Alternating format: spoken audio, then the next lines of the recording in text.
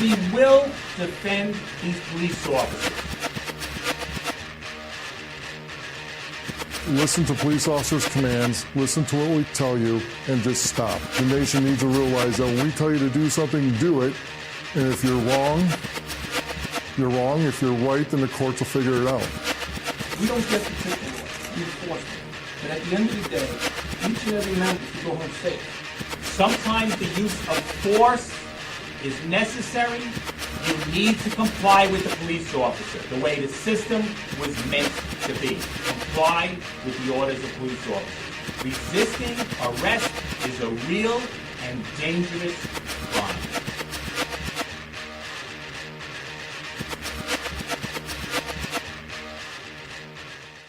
Nonpartisan Liberty for All. I am your host, Dave Bourne, and it is April 6, 2016, and we are coming to you live from Las Vegas, Nevada. Sorry, I almost just choked on an ice cube. Excuse me. We're starting a little early today since I changed the end time of the show to 9 o'clock, and we've been doing 2 hours. I thought I'd start a little early today because I do have a lot to cover, and I want to make sure that I cover it. So thank you for tuning in to Nonpartisan Liberty for All. We're on weeknights, Tuesday through Thursday at 7 o'clock Pacific, 10 o'clock Eastern, and you can listen live on Spreaker.com and nonpartisanlibertyforall.com, and to the archives immediately following the show on Spreaker, YouTube, Twitter, and SoundCloud, as well as Stitcher. On Nonpartisan Liberty for All, we promote the ideas of true freedom and liberty, meaning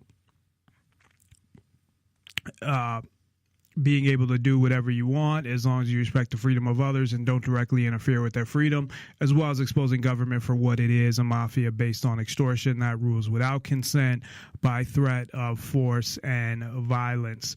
As all governments seek power and control over people, claiming to own them with the goal of controlling every aspect of their lives and building an empire stretching as far across the globe as possible. And that's what America not only continues to do, but has been doing for a long time. I'm turning down my compression because I had it turned up and I didn't like how that sounded. So, sorry about that. Need my cough button. I am the ice cube, like I caught in my throat and shit. So tonight I have a number of things that I want to talk about. We're happy to hear from you, and you can reach us via phone 702-470-7664. That's 702-470-7664, or via Spreaker. Via Skype. I actually wrote down Spreaker. Nonpartisan Liberty for All is the name. Just send a contact request. It's all one word, and let us know your name and what you want to talk about. And check us out at nonpartisanlibertyforall.com, which also links to our Facebook and other social media info, as well as other contact information and more. So tonight I had a number of things that I wanted to talk about. One being the police harassment, which I've been wanting to talk about for a while. And I have a whole bunch of videos or the audio of a whole bunch of videos that I want to play. I probably won't play all of them or the whole thing, but I think they're very important to what we're talking about. The other main topic I wanted to talk about that I came across today is what they're doing in New York with pre-K, and how they had a press conference a couple days ago. Nancy Pelosi was there.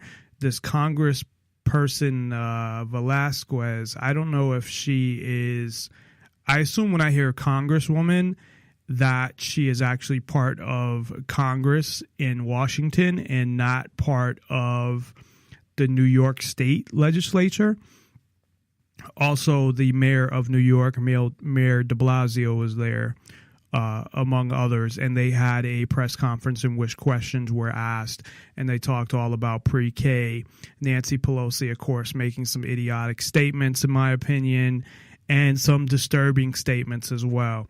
So I want to talk about that. I also want to talk about how the election is really changing a lot of people's focus in a negative way, where everyone's focusing on this election and what's going on and who's winning and what Trump is saying and all of these things.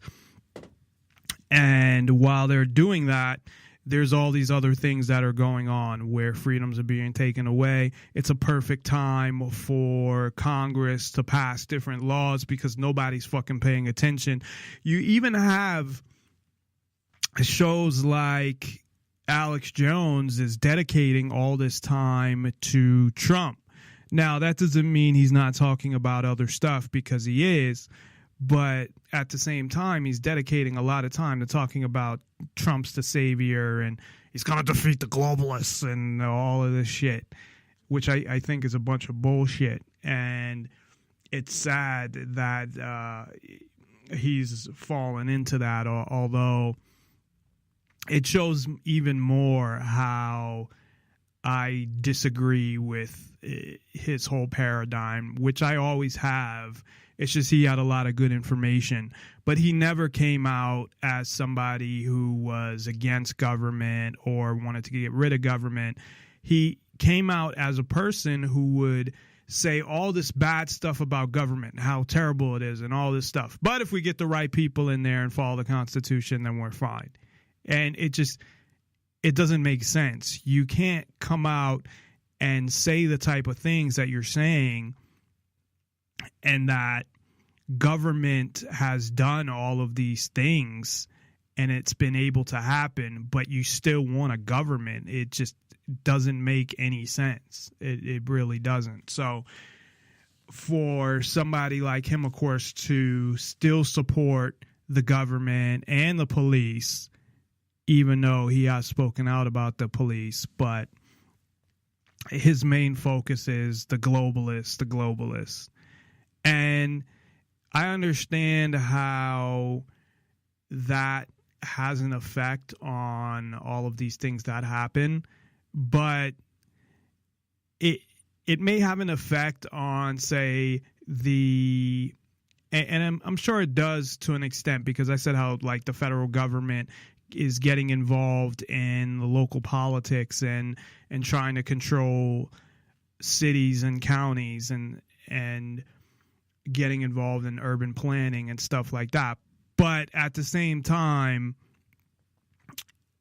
I'm more concerned with the local police doing something, violating my rights or violating my freedoms or killing me, than the globalists. Now, that may be a result of the globalists that he talks about, but it's kind of like he doesn't ignore it. I don't want to say that because he does talk about it. But recently, I've listened to the show a few times. I don't listen like I used to. And all I'm hearing about is the globalist and Trump and how he'll stop them and all of these things.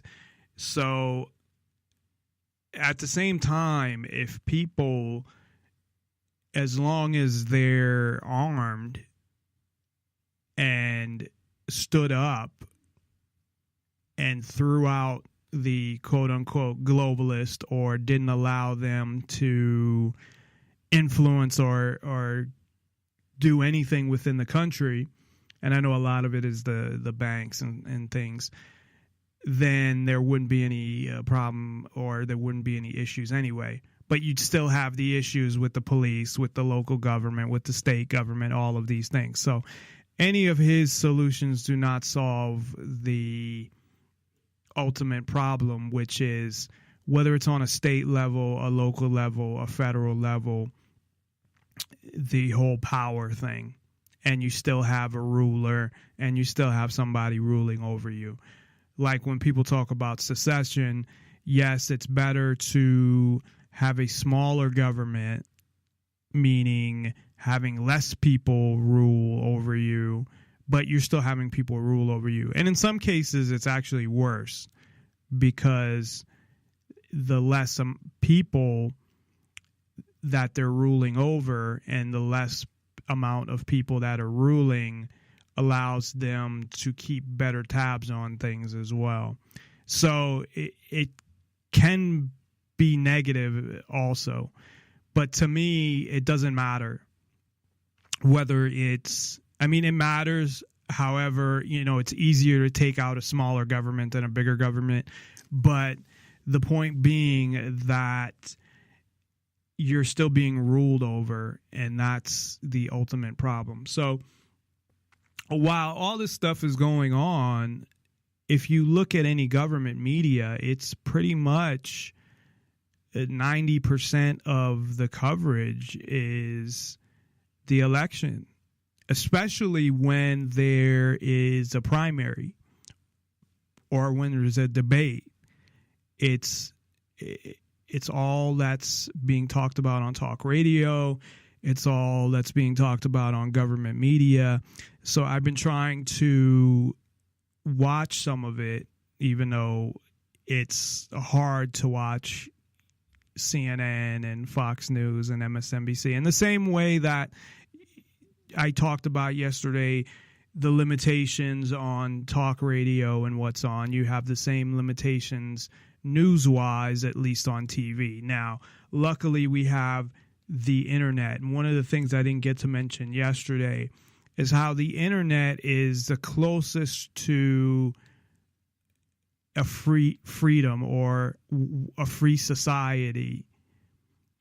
So how the internet works currently, for the most part, is almost like how a free society would work. That's why they want to regulate the internet, of course. So while all this is going on, don't think that Congress and the president and whoever else is involved in making laws or influencing laws aren't taking advantage of the fact that you have a whole bunch of people that are just fixated on Donald Trump or Bernie Sanders or just the primaries themselves.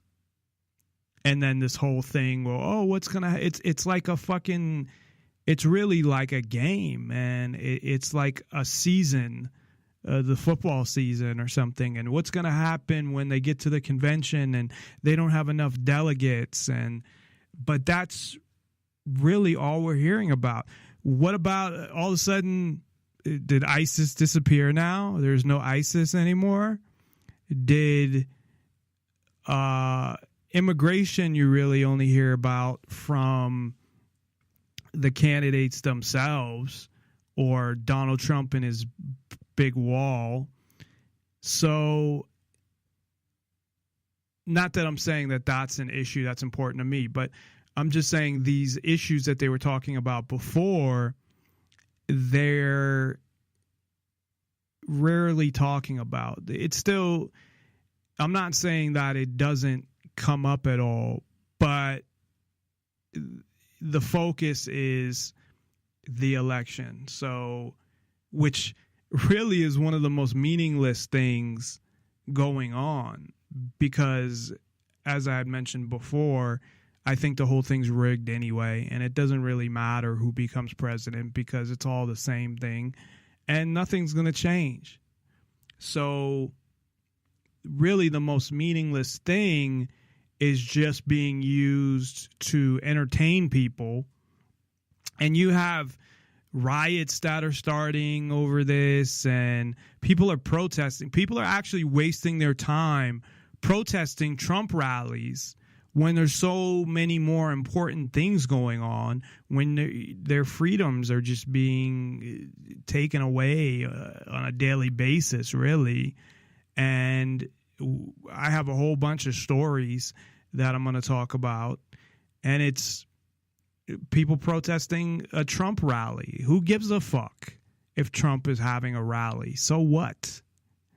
So they don't support Trump. So they need to go out and protest. And that does what? And again, in the big scheme of things, it's meaningless because even if he did become president, it would only be because the powers that be wanted him to, and the whole thing is rigged and controlled anyway. So it's a fucking waste of time no matter how you look at it. But people are stupid enough to, or stupid's not the word, I think ignorant or naive enough to bother with this shit. I do it as far as and when I say I do it, I don't go out and fucking protest that shit or anything for that matter. But I mean, I'm watching this stuff because before the show, I have some time and it's like things that I should know about if I'm going to do a show like this. Although I try to focus more on concepts and different types of ideas and philosophies that have to do with liberty. But I still want to keep up with what's going on and the spin that government media puts on it. So it's also looking at, okay, well, what is government media doing? Not that I believe any fucking thing that they say.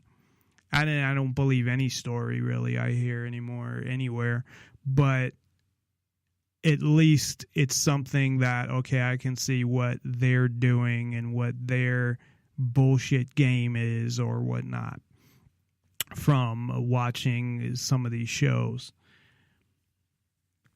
So this will continue to go on until after the presidential election. So I would advise people just pay as much attention as possible to laws that are getting passed, to things that are going on, not necessarily because you can do anything about it, but to be aware of it and to be able to do what you can to prepare for it.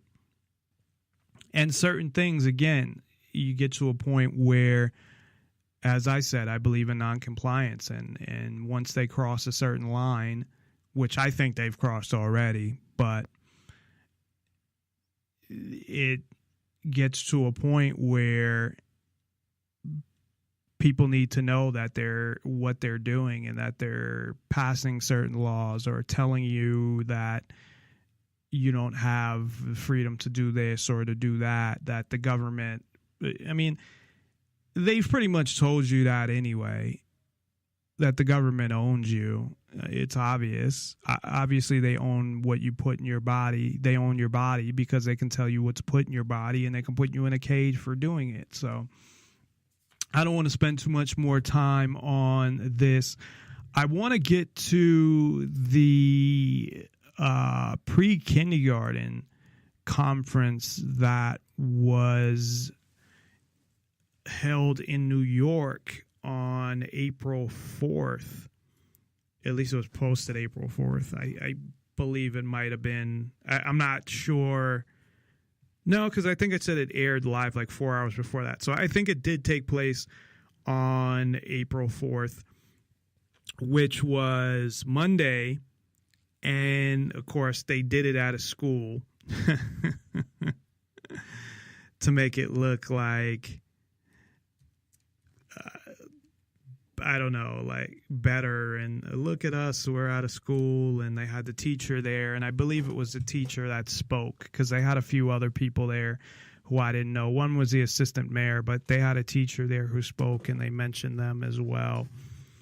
And Nancy Pelosi was there. So you had Barack Obama say in the State of the Union, as well as in other speeches, because I remember him talking about this before, about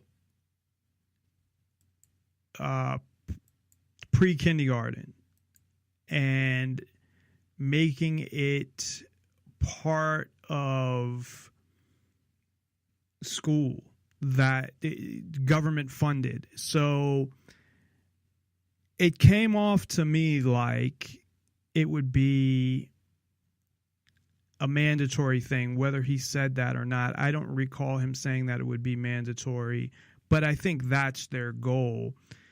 And he talked about getting kids in as young as 3.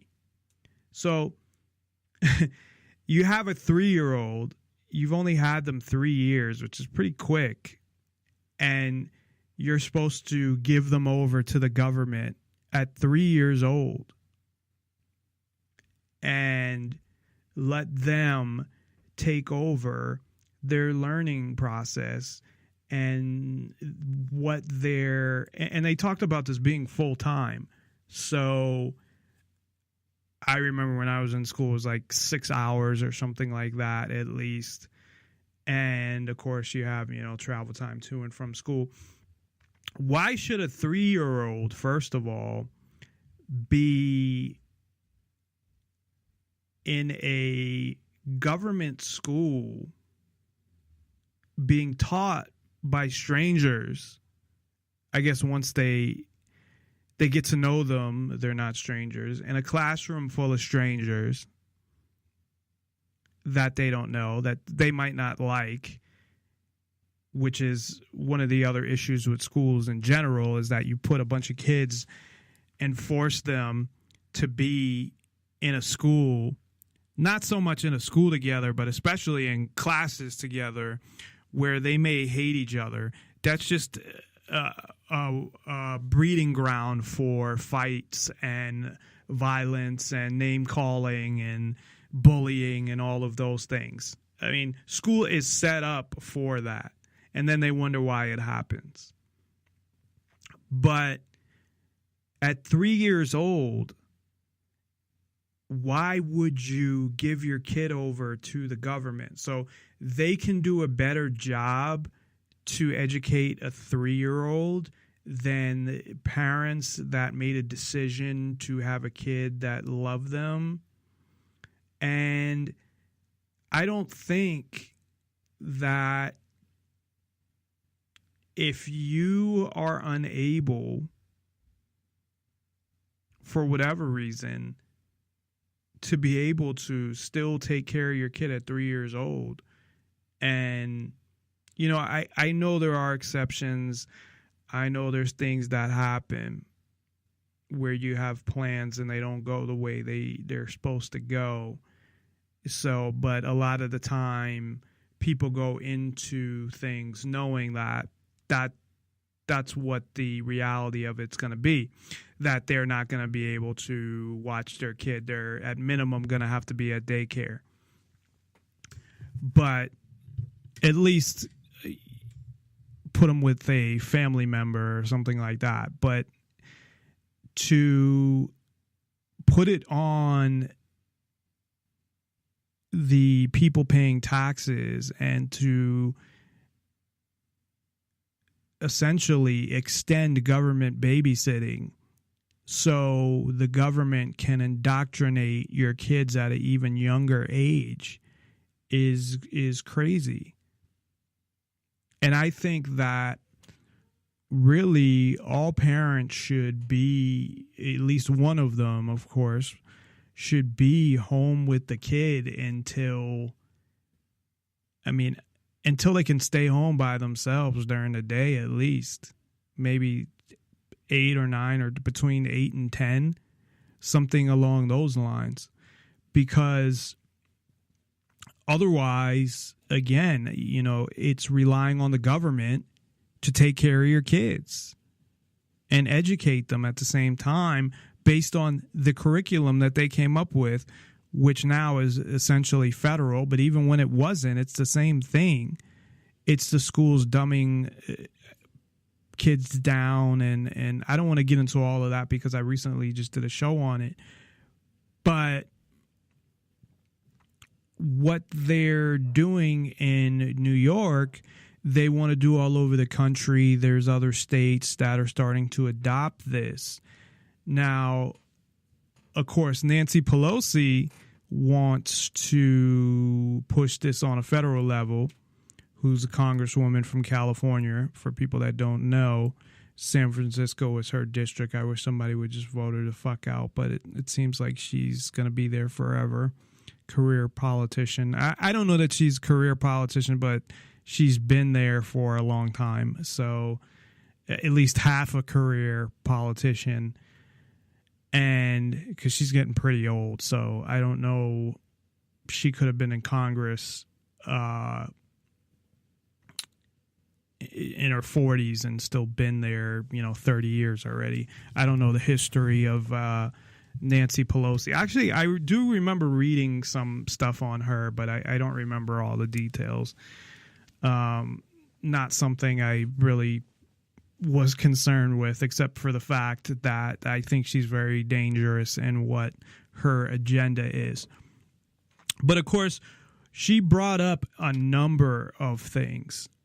Now, why she's there, obviously, is to push an agenda of, look what we did in New York, or look what the mayor did in New York.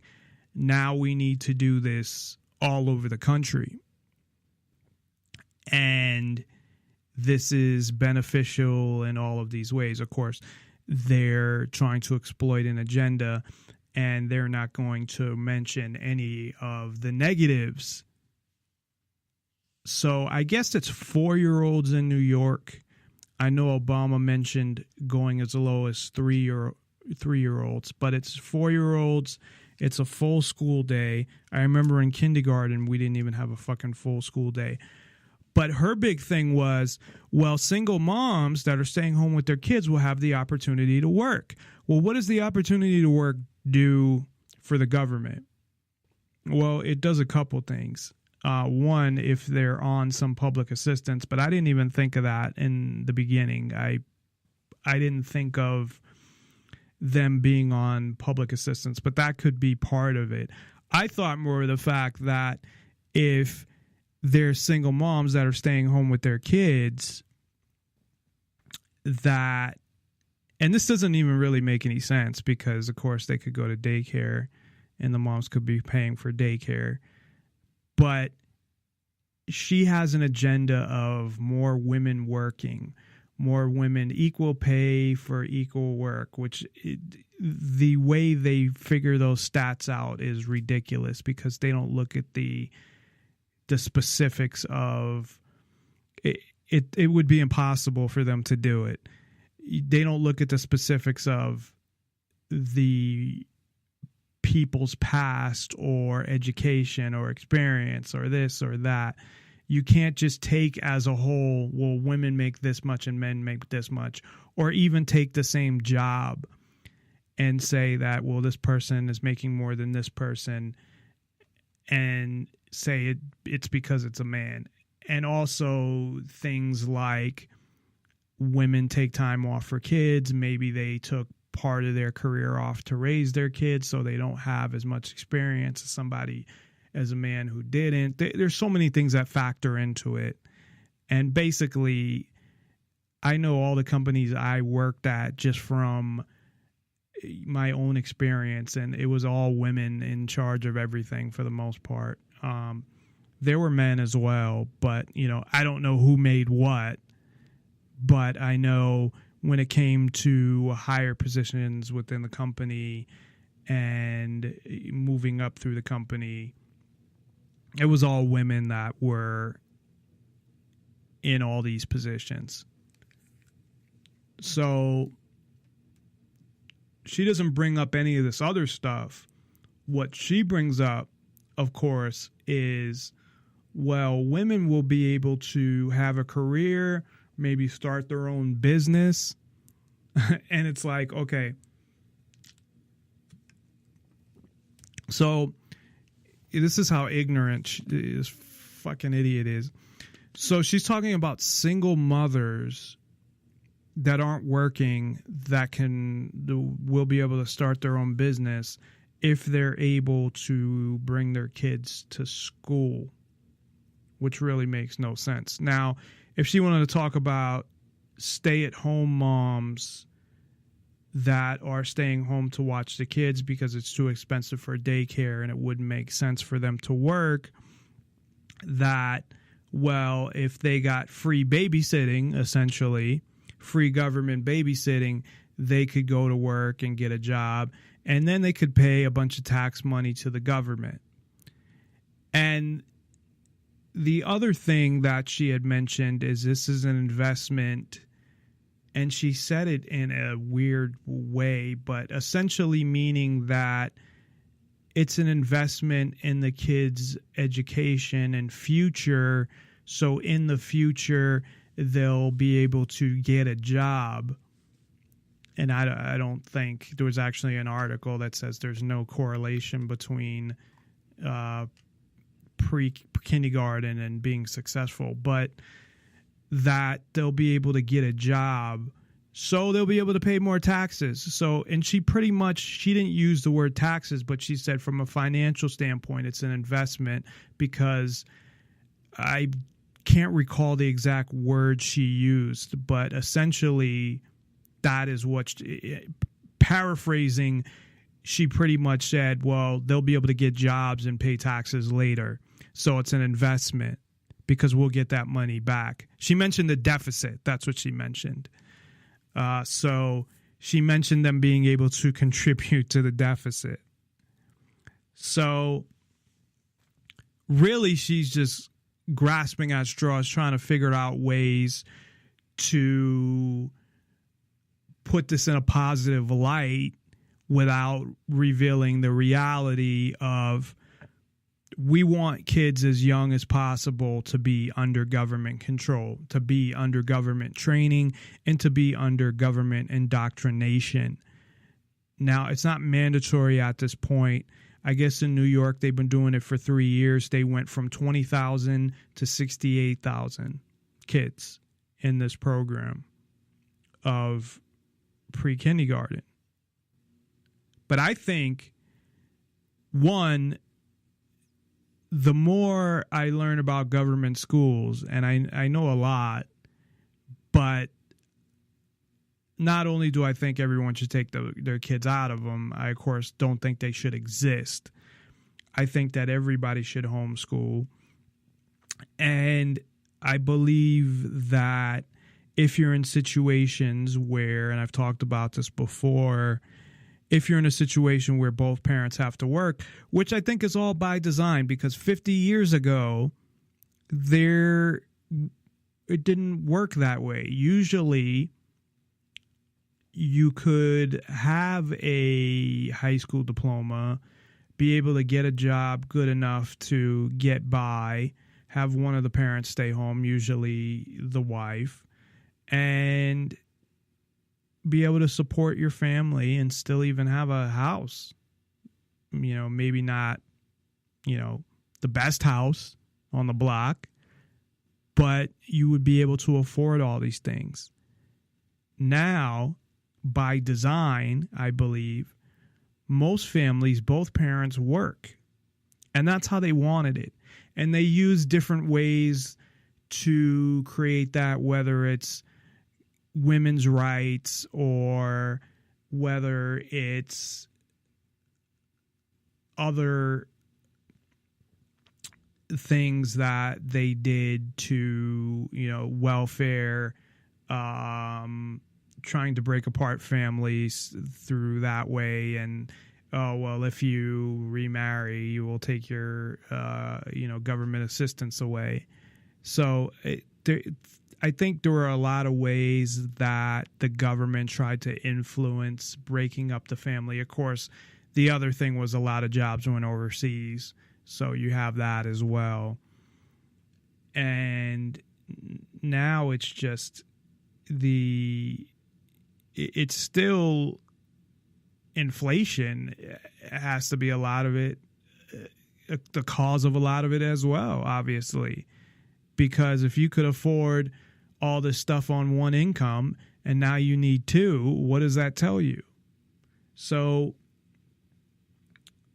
back then, yes, kids still went to school, to public schools, but at least I think in a lot of cases, the mothers would be there when they got home. They'd see them off to school, and they take care of them till at least kindergarten. Now, I think if they were going to send them to school at all, which I don't think people should do, period, it should be when they're old enough to, one, make the decision to go to school, and two, where it's not babysitting anymore, where they're old enough to actually do things on their own and stay home by themselves, and that it's not government babysitting like it is now, because basically that's what elementary school is.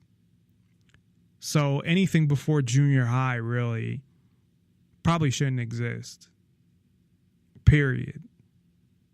I think that most parents could give an education a lot better than what government elementary schools are giving, and that the kids would end up a lot better off and a lot smarter than they'd probably be, at the 12th grade level instead of a 7th grade level. But the dangerous thing here is going back to this indoctrination. I mean, it's coming at you from all fucking angles, man. And that's why things are how they are now, because it's not just that people are scared to stand up. That's part of it. That definitely is part of it. But there's something in people that even if they say, well, yeah, this is fucked up or that's fucked up, it's not just the fear of standing up. It's that whole, they're not sure if it's right to stand up. It's like fighting against their family or something. Like, I really believe that. And I'm not talking about literally fighting, but that people have been so indoctrinated that I think that's what it is for a lot of people, that you have people that realize some of the stuff, but they just can't bring themselves to do anything about it. That they still, well, this is the U.S. and it can't really happen in the U.S. It can't, yeah, some of the things are fucked up, but it can't happen like it did in other countries. It can't be like Nazi Germany. It can't be like East Germany. It can't be like Russia or China or any other country, Cuba or wherever you want to, pick one of the probably hundreds of failed and fucked up countries, that no, they can't happen.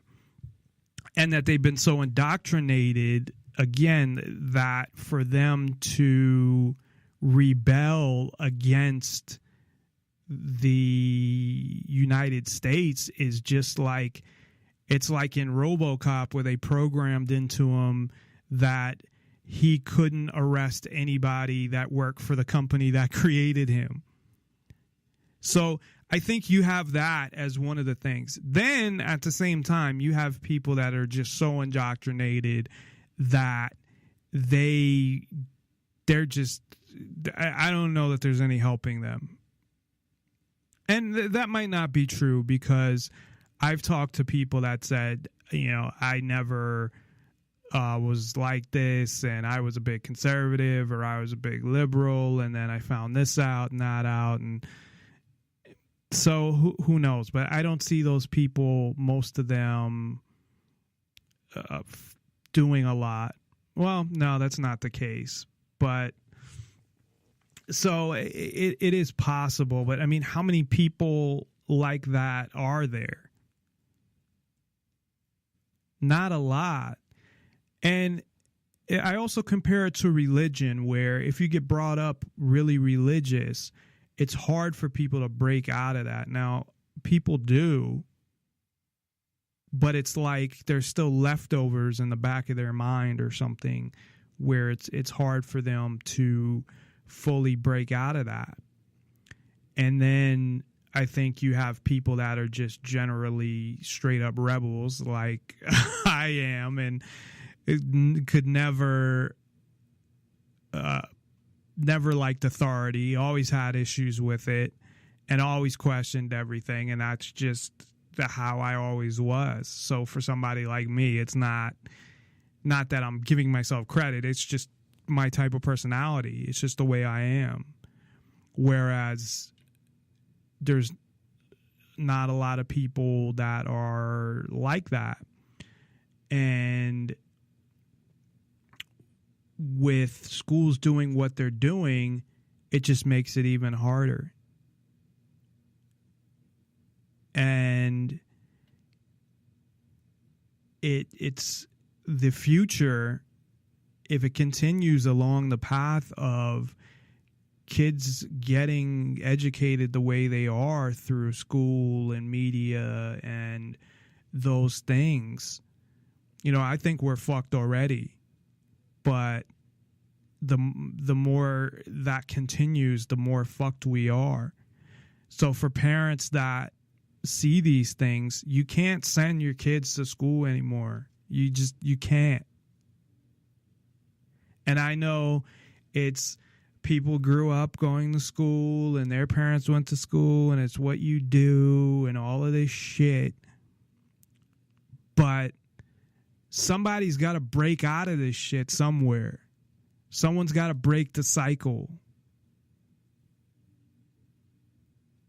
And when I mean someone's got to break the cycle, I'm talking about individual families where it's like parents that hit their kids and then their kids grow up and hit their kids, and it just keeps continuing.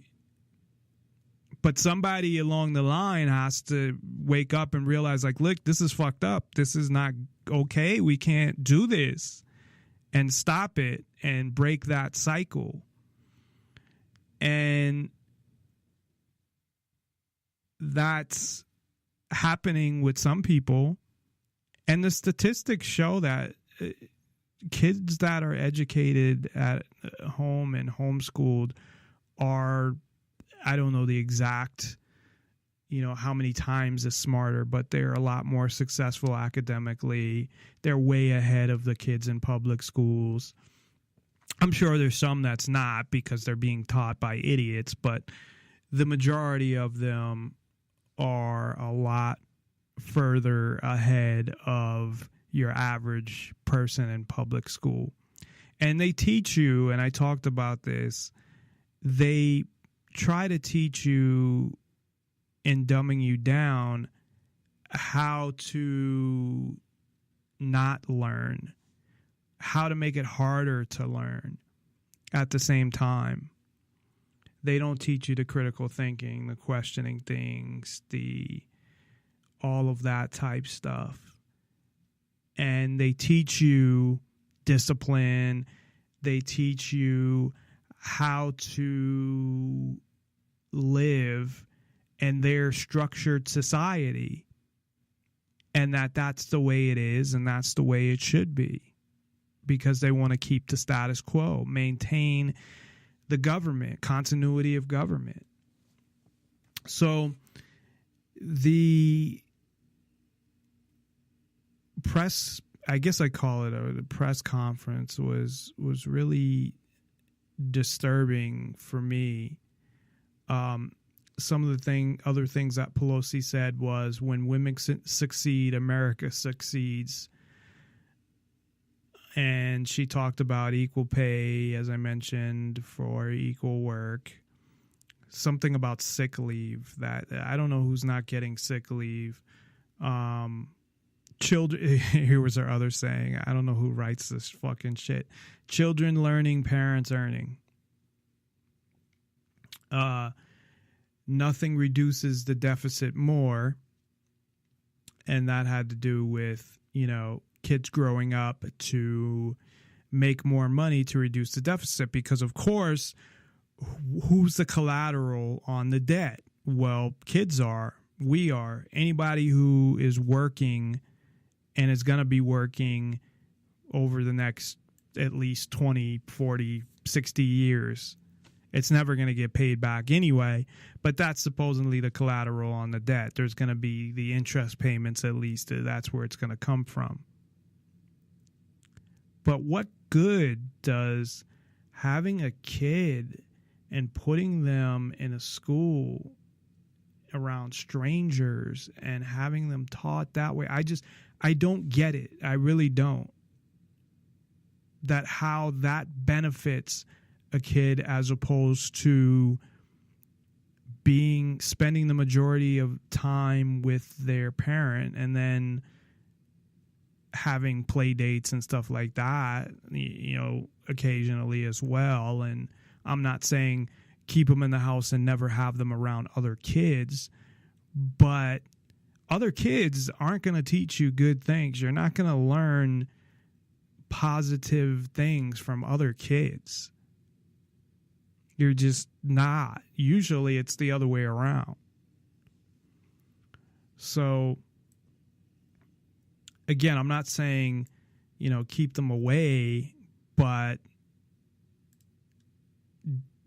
I don't think it's the best situation to be around in a classroom full of kids. Like I said, it's a lot of them that you won't like anyway, and probably a very small percentage that you will, or at least that you'll become friends with, and to be forced to be around these kids. Like you're trapped. And I remember being in elementary school and being picked on and being in classes with people that I did not want to be in, but it's like you feel trapped and you're a kid, and what do you do in those situations? So I think it's just a breeding ground for bullying and fighting. And now, instead of getting sent to the principal's office, you end up getting arrested by police. So speaking of that, that brings us to our next topic regarding police harassment. Now, we know about all the killings. I'm going to get into maybe one or two, but it's beyond that. People forget about all the abuse and harassment and all the other things that happen because they're so consumed with killings, which they don't even know how many there are, which there's over 1,000 a year. You don't hear about that many nationally, of course. You hear about like 2 or 3. And looking through just briefly killed by police, I mean, so many of these. And when I looked, the information I looked at before, when I just took like a sample of like 60, I mean, the majority are unarmed or armed with, pocket knives or something like that, some small type of weapon, and are killed by multiple police. So it's crazy what goes on, but because it's so bad, people tend to ignore all the other shit that goes on. Not the people that, like me, that are looking at things like this, but I mean, society in general probably doesn't even think about it, unless they've had experiences with police or seen it or know people who've had experiences like that with police. So I have a lot of clips here. So I'm going to kind of play an introduction, and then I'm going to get into a very disturbing story that happened at school of a girl having her face slammed into the floor by a cop at school, which school is bad enough as it is. Now they got police in the schools. Another reason to pull your kids out of school. Another thing that came up actually in that press conference was that in New York, metal detectors are up to the police, not the school, not the principal, not the school district. Whether they have metal detectors are up to the police, and that was interesting to me. But I'm going to play a clip. And like I said, I got a whole bunch of them to play. I probably won't play all of them, or I'll play part and comment on them. But this is kind of an intro And then there's a bunch of stories that I have to go through, and a lot of them I have the video clips of, so we'll play a little of those. But I want to start with this intro.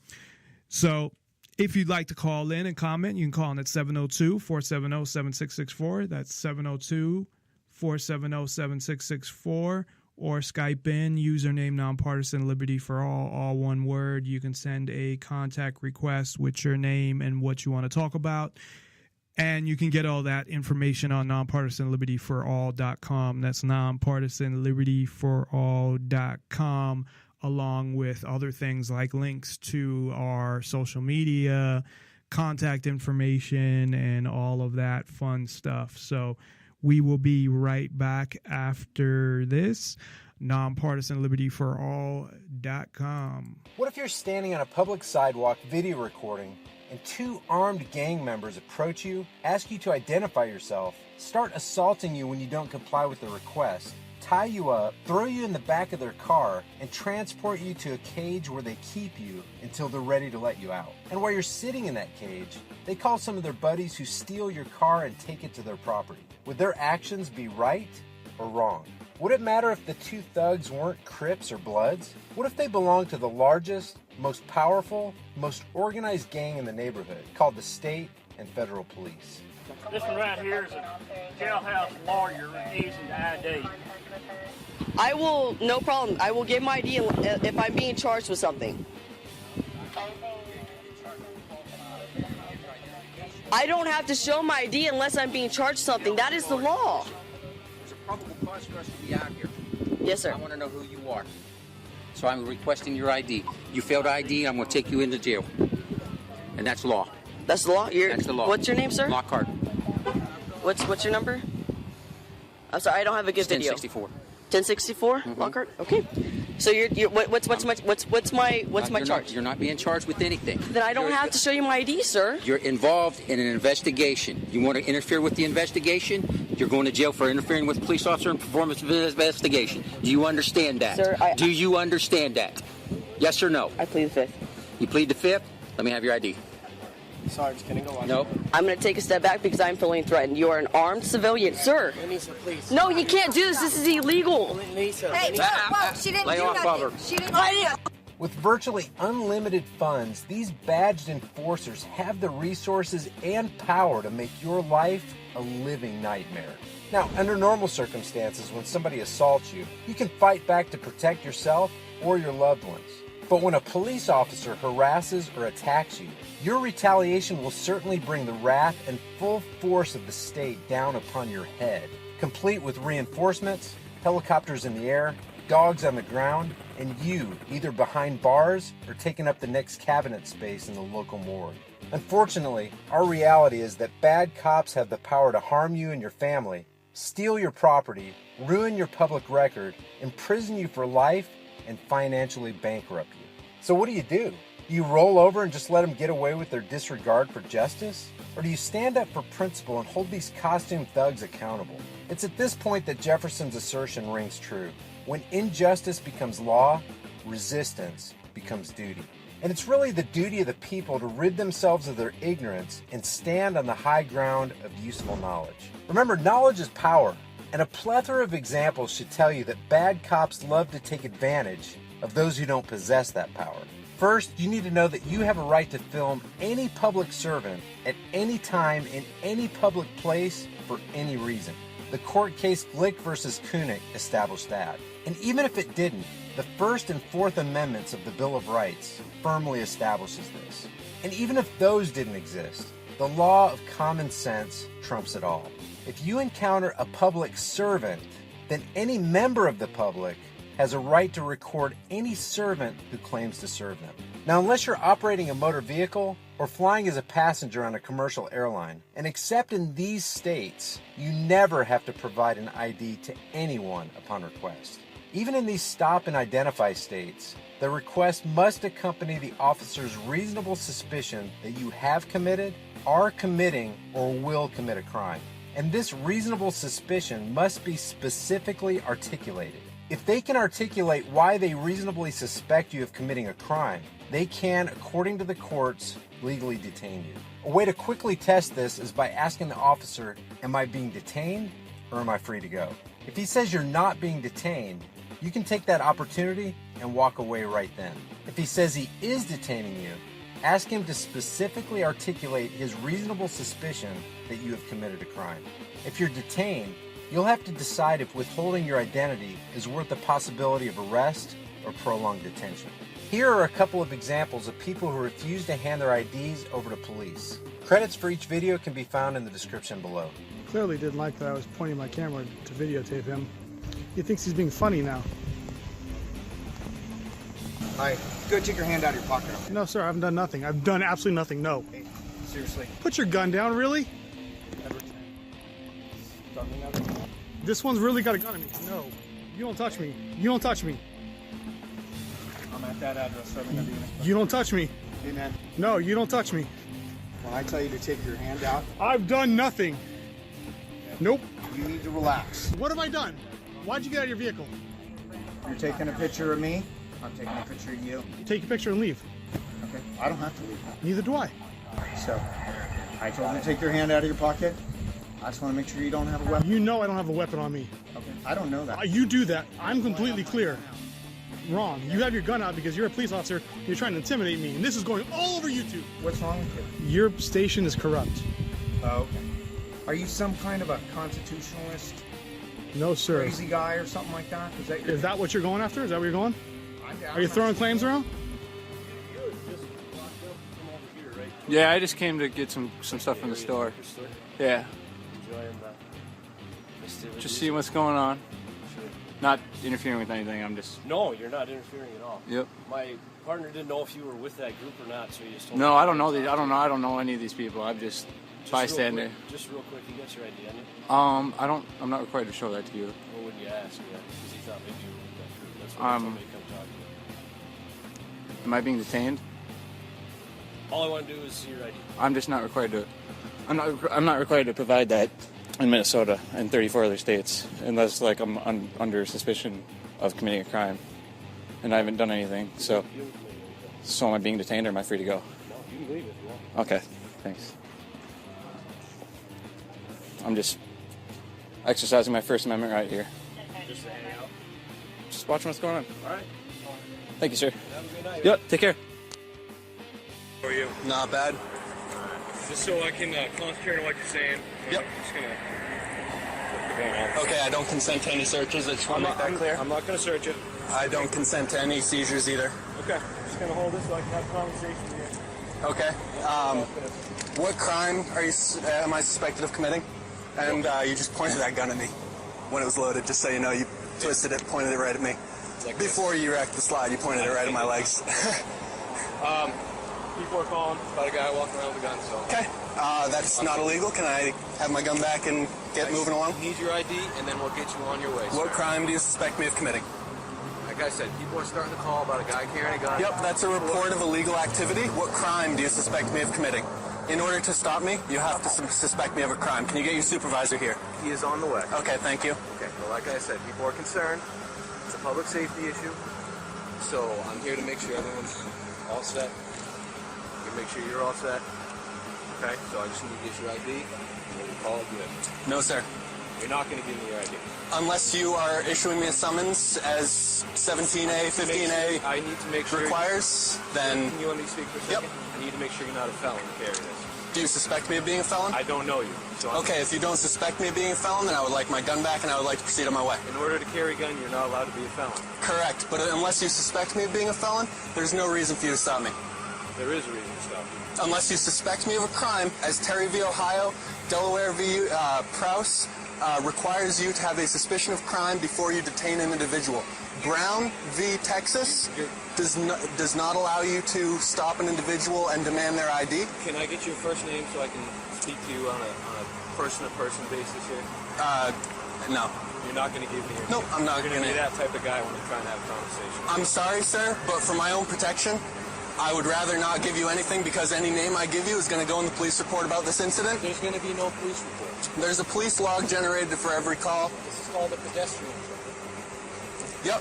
And unless you have a reasonable suspicion that I'm committing a crime, you can't detain me. I have to be free to leave. It has to be a consensual encounter, sir. Here's the deal, sir. You are walking down Congress Street carrying a gun. Yes. Okay. Is that illegal? It's a cause for concern. Do you suspect me of committing a crime? Sir. Do you suspect me of carrying a crime, committing a crime, yes or no? Sir, I need... Suspenders. Keep my pants up. Yeah, that's the buckle for the suspenders. This is common practice. Okay? Yep. It's illegal common practice. It's not illegal. You see a guy walking down the street carrying a gun. Yep. Okay? Is that the only reason why you stopped me? Yes. That I'm carrying a gun? Yes. Okay. In that case, I want you to refer you to DeBerry v. U.S. DeBerry v. U.S. says that a firearm, where legally carried, cannot be the only cause for reasonable suspicion for a stop. Yep. Am I free to go? You are. Okay. Can I have my gun back? Sure. Thank you. Guys, thank you so much for watching my video. If you enjoyed it and you think others could benefit by viewing it, click that like button and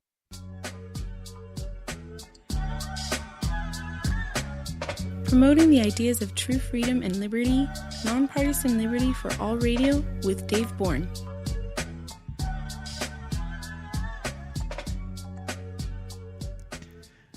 And I like that video because it kind of went through a bunch of different scenarios and clips and things like that. So I thought it would be a good introduction there. Now, a lot of people think that the people being questioned are, oh, they're assholes. Why don't they just answer the question? I've seen comments on YouTube videos and other usually YouTube videos, because that's where most of them are posted. But a lot of these people, for one, are cops or related to cops. So that's why a lot of those comments get up there. But a lot of people believe that you should just do whatever the government asks, whatever the police ask. That's how you lose your rights. And in that last clip, the guy obviously knew, he scared the cop, because when he mentioned that last case, he let him go.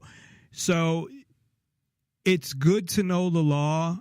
I think what is going to happen is that they'll just pass more and more laws so things will not be legal. And I think that's what they've been trying to do. Luckily, a lot of when it comes to guns, it's been really hard, luckily, for anything to get through. And that's a positive thing, because there's a certain amount of people, and I know the progressives and their supporters and anti-gun people want to say, oh no, the people want this, and it's the NRA and it's the gun lobbyists, and it's really not. It's people are very skeptical of the government now, to an extent, certain people. Now, I know I had said earlier, you have an increasing amount of people that are not. And I think I've said this before, what you have is you have both. I think you have an increasing amount of ignorant people that support the government, that don't think these things are possible, that are loyal to the government, that it's hard for them to break out of that stuff. And then you have more people on the other side. But when it comes to guns, it's kind of a different story, because there are people that will support guns that don't agree with all my ideas, don't agree that there shouldn't be a government or anything like that, or may not agree with me on much else, but they uphold the right to carry a gun. There's something with that, I think, that it's made it very hard for the government to go after guns, and even prompted states to pass additional protections when it comes to guns, and that's a positive thing, especially being a gun supporter. So, however, when you're dealing with police, when it comes down to it, they're going to do whatever the fuck they want. I know there have been people that have fought and won, that have taken things to court. A lot of these cases are old cases. And if you don't get arrested, if you're able to exercise your rights and not get arrested, obviously, I think some of these cops, you will scare them. They won't want to deal with it. I think it's more that they just don't want to deal with the chance of, okay, well, there's these cases and that's going to come up, and what happens, how do I explain this? Even though there's really no loss to them, they don't get in trouble, nothing really happens to them. So cases like that really don't happen that often. Usually they'll do whatever the fuck they want, and if you don't do what they want you to do, a lot of times they'll arrest you for some bullshit charge like obstruction or disorderly conduct, or like in some of the clips, not showing your ID, ridiculous charges. They will arrest you for that, and they'll have that attitude. So going back to some of the stuff I've talked about way in the past is, one, I don't believe there should be any police. I believe in private security. I believe in the concepts of keeping people safe and protecting people, not giving people extra powers and the right to kill, the right to do all these things and have all these extra rights and powers over people. I don't believe in that at all. And they don't need it, first of all. They are there after a crime happens the majority of the time, or they're creating a crime in the process. Like, they'll arrest you for an investigation of you over nothing. They'll say you obstructed the investigation of yourself, which I've had happen to me before. So, unfortunately, I've had a lot of interaction with the police, and none of them were good. I'm alive, so that's good. I did have an incident with bruises all over me, for those who don't know about it. Some of the pictures are at nonpartisanlibertyforall.com, just from getting dragged out of my car and thrown on the ground and kneed in the back and that whole thing. I didn't get like beat up or punched or anything like that, but also got thrown in the car. So I got thrown around by a guy who is a former MMA fighter as well. So that's what they're hiring now. I also had a gun put to my head. Actually, I take that back. The former MMA fighter actually didn't put his hands on me, but I was arrested by a former MMA fighter for something that wasn't a crime. So I don't want to say that he assaulted me when he didn't. It was a different cop, so I apologize. But I shouldn't apologize because he arrested me for something that wasn't even a crime. So,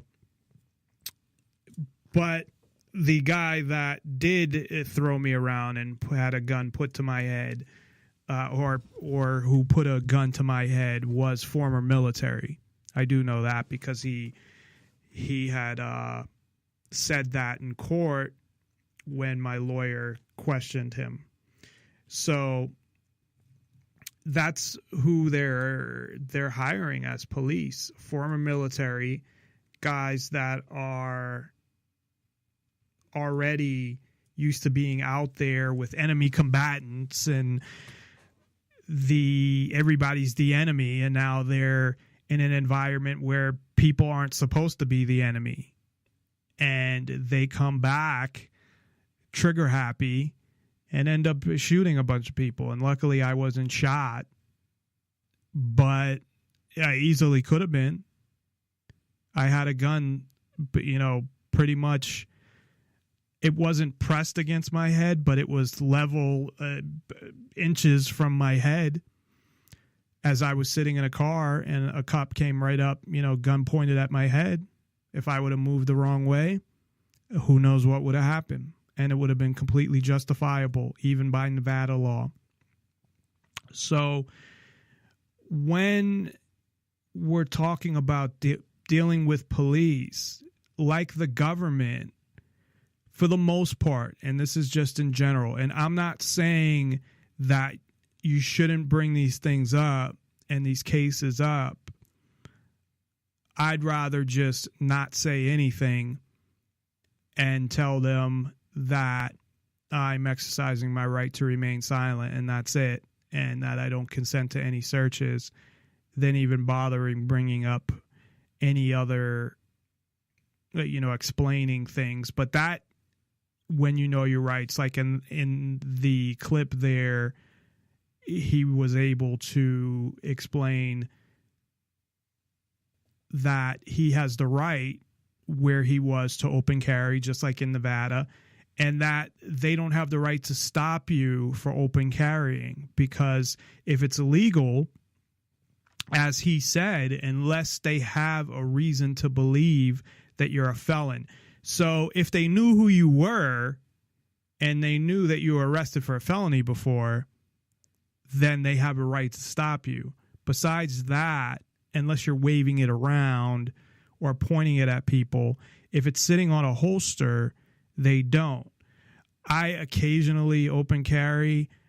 I'm nervous about doing it in a lot of places because all the police have to say is I moved the wrong way and they can shoot me and kill me. And the whole thing is that it's funny that there was that clip where a man had his hand in his pocket. And, of course, the cops are the ones that are nervous, right? But we all know they have guns and they have a whole fucking gang with them. They're the ones who are nervous. And it's the people that are getting killed, not the cops. There's barely any cops that are getting killed. And usually when they do, it's not situations like that. It's in a situation of a pursuit or already being fired at, or, in the commission of a crime, like a robbery or something like that already, or gangs are shooting at each other or something along those lines where they're pursuing a criminal already, not something like they're pulling somebody over. It has happened, but it's another one of those things where it rarely ever happens. So them being nervous, it's you who should be more nervous than them. And I'd be nervous about them being their gun. Why don't you take your hand away from your gun? Let me see your fucking hands. So people don't think like that, though. People think, well, they're the police, so they should be able to do what they want.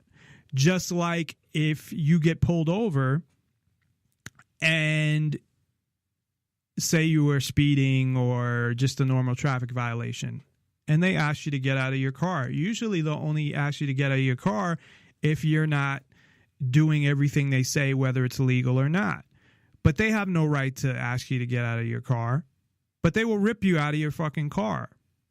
Now, don't you have the right to defend yourself if they're going to use force against you when they have no right to?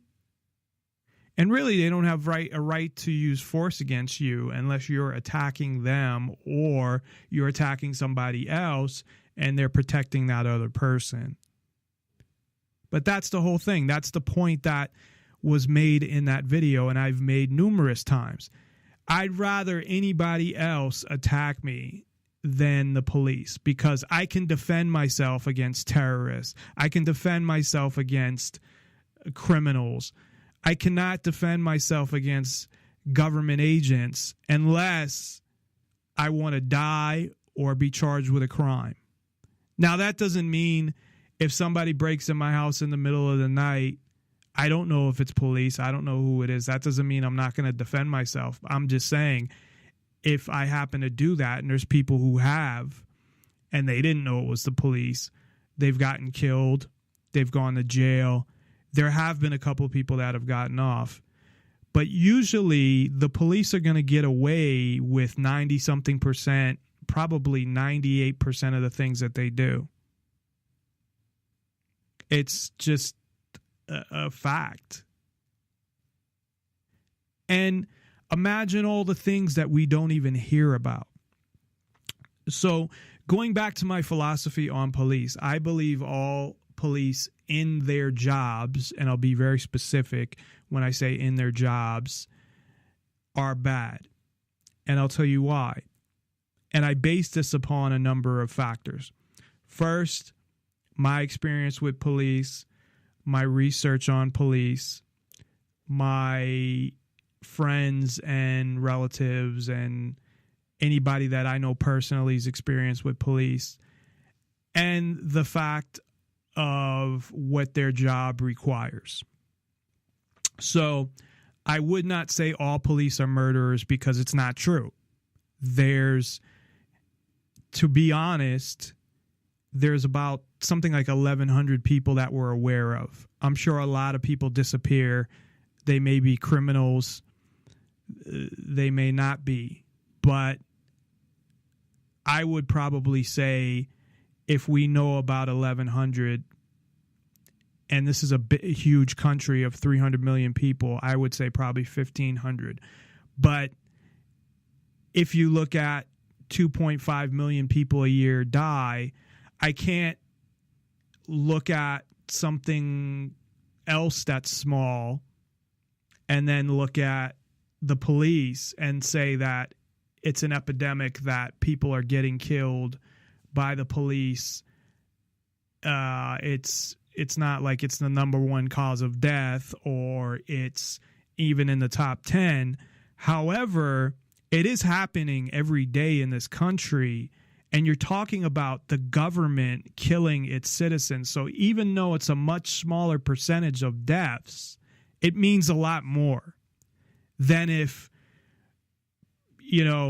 the same amount of people were getting killed from a drug, or the same amount of people were getting killed from can opener accidents or something along those lines. It means a lot more because you're talking about police who are supposed to be protecting people, killing people, and a lot of these people are unarmed. So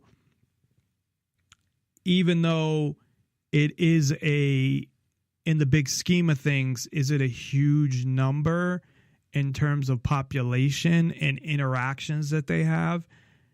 No, but I think it is very significant. And the fact that they've been trying to hide it for years by not tracking it makes it even more significant. So not all cops are murderers. I will say that. And I won't accuse all cops of being murderers. Now, one of the things that all cops are kidnappers. And I'll explain to you why. And I've talked about this before as far as my logic on how I come to the conclusion that all cops are bad. And it's funny because I had somebody at work who I explained this to, who claims later, who made a post on Facebook that I rammed it down their throat. They were actually, it was the opposite, that they were telling me, and in shock and all disgusted that I said that, because they said all cops are good, and their rationale was, well, I met a few cops and they were good. Then later that day, to me, it was like it was over with. And this person doesn't work there anymore, so it doesn't matter. I used to work with them. And I didn't even care about it anymore, but I knew I had to be careful with what I said around this person. And then they were mad for months, and then they would stop saying hi to me. So then I started ignoring them, and then they make a post that adds to some other fucking liars' post about how I tried to push something on them and got mad, and then I started ignoring them. It's funny how people will interpret or make up their own stories. It was, no, you were mad about what happened. I really didn't care, although I was going to be careful about what I said to you. But later that day, I didn't care. And you gave me an attitude for weeks or a month and ignored me pretty much when I said hi. So I'm not going to sit there and be somebody's, punching bag where you can give me an attitude and I'm supposed to be all nice. It's not going to happen. And that probably gets me into, not gets me into trouble, but I'm sure it holds me back in certain areas. Because what happens is people fuck me over, and instead of just being like, oh, okay, that's fine, I either are done with them or totally push them out of my life or say something to them. Usually I'm just like, look, I don't even want to deal with them. Fuck them. And I don't talk to them anymore. And then they get mad that I don't talk to them anymore. And then they twist the whole thing around. Oh, it's my fault. So to me, that's fine. When it comes down to it, with the people that have fucked me over, they know the truth. They know what really happened. And they can make up whatever fucking lies they want. They can talk whatever shit about me they want. I've been around. A lot of these people haven't. They're somewhat naive, innocent, and maybe not innocent, but ignorant to a lot of things. I mean, I lived in the same house with my father and didn't talk to him for 2 years straight. I've been around a lot of fucked up people in my life when I lived in Boston. So these people that want to make up lies and shit like that, and yeah, maybe 15 years ago I would just fucking knock you the fuck out. Not this person, because they were a lot older and a female, and I don't hit girls and whatever. But I'm just saying in general. But now, I'm an adult and I don't do things like that. But I'm kind of getting off topic here. Anyway, people get, my point being that people get really mad when you criticize the police. But I have a logical explanation, which is they all arrest people for possession of drugs. It's part of their job. They all do. If they don't now, say they're a detective in homicide, they did in the past.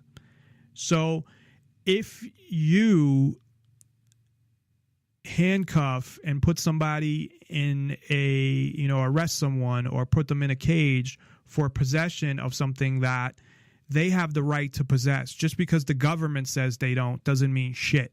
You have the right to put what you want in your body. So any cop that's going to comply with that and become a cop knowing that they're going to arrest people for drugs is a kidnapper, and kidnappers are not good people, at least within their job. Usually the people that defend cops are that know them personally. But I'm talking about on the job. That doesn't mean that they're not good to their families or their friends or their parents. I knew not many cops. I knew one cop that was cool. He was a cop at the airport, and I met him actually at Buffalo Wild Wings. I mentioned this story before, and he gave me his card and everything. And he was cool to hang out with. He'd go there on Monday Night Football, and we kind of lost touch. But he seemed like a good guy. However, he was an airport cop as well, so I don't know that he was arresting anyone for drugs. But I don't know what he did prior to that. So that is my logic on police. But at the same time, the way the system is set up, there is a monopoly on force.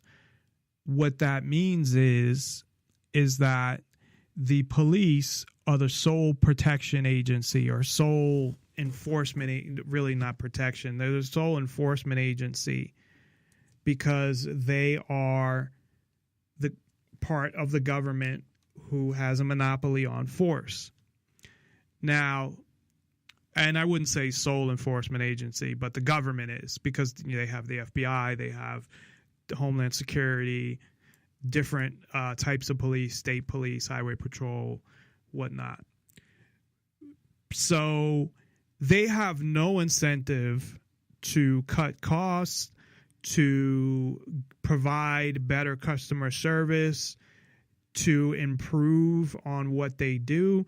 They have none because the police aren't going anywhere.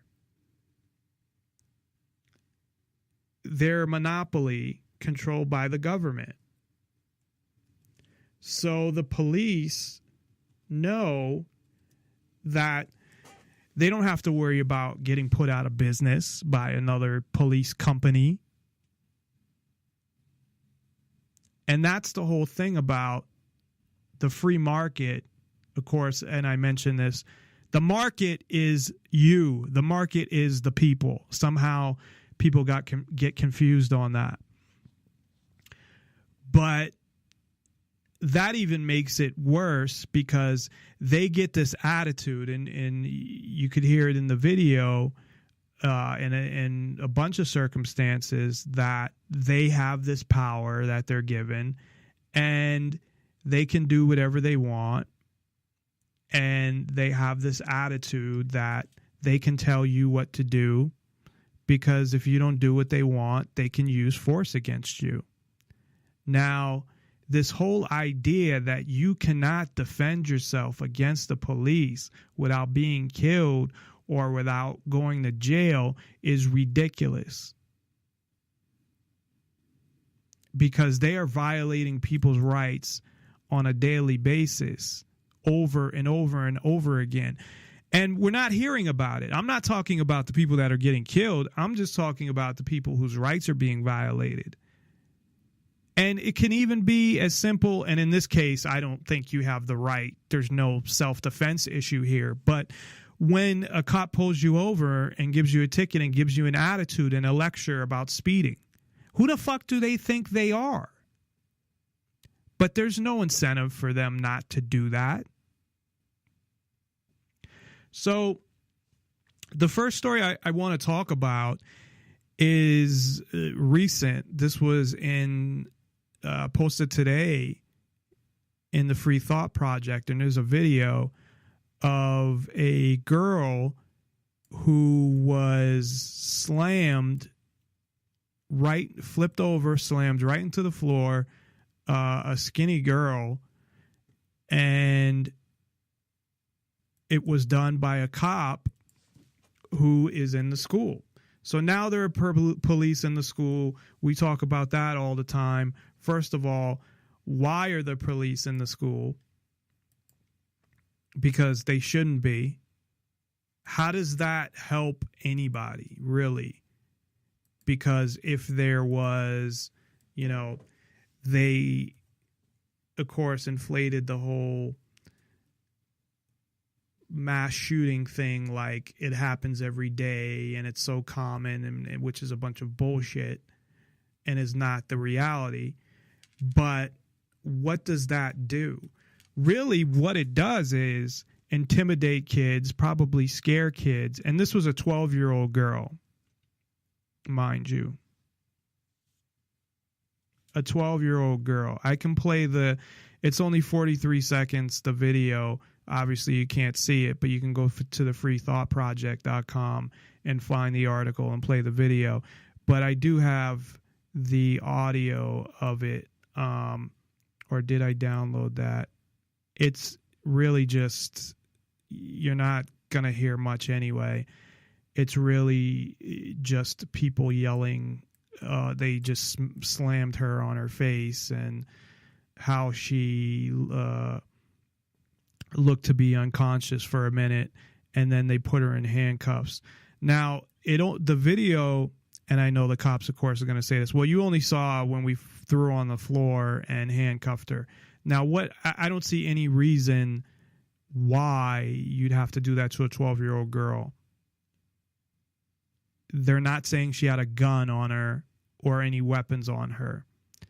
Now, the girl's mother said that the officer told her that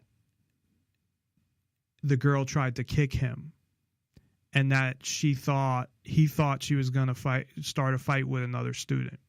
So let's even say that's true. First of all, so what? So you get kicked by a 12-year-old, you fucking pussy. And if she's going to start a fight with another student, really? You can't get a big, bad police officer can't get in the way? You have to pick her up, and it's really violent, and slam her face into the floor. So that's assuming that that's the truth, which police officers are liars. They're trained to lie, and that's what they do.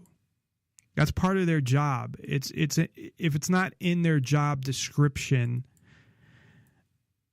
it should be. It's funny. I know this, I want to say kid, but guy who totally into guns, but into guns in not a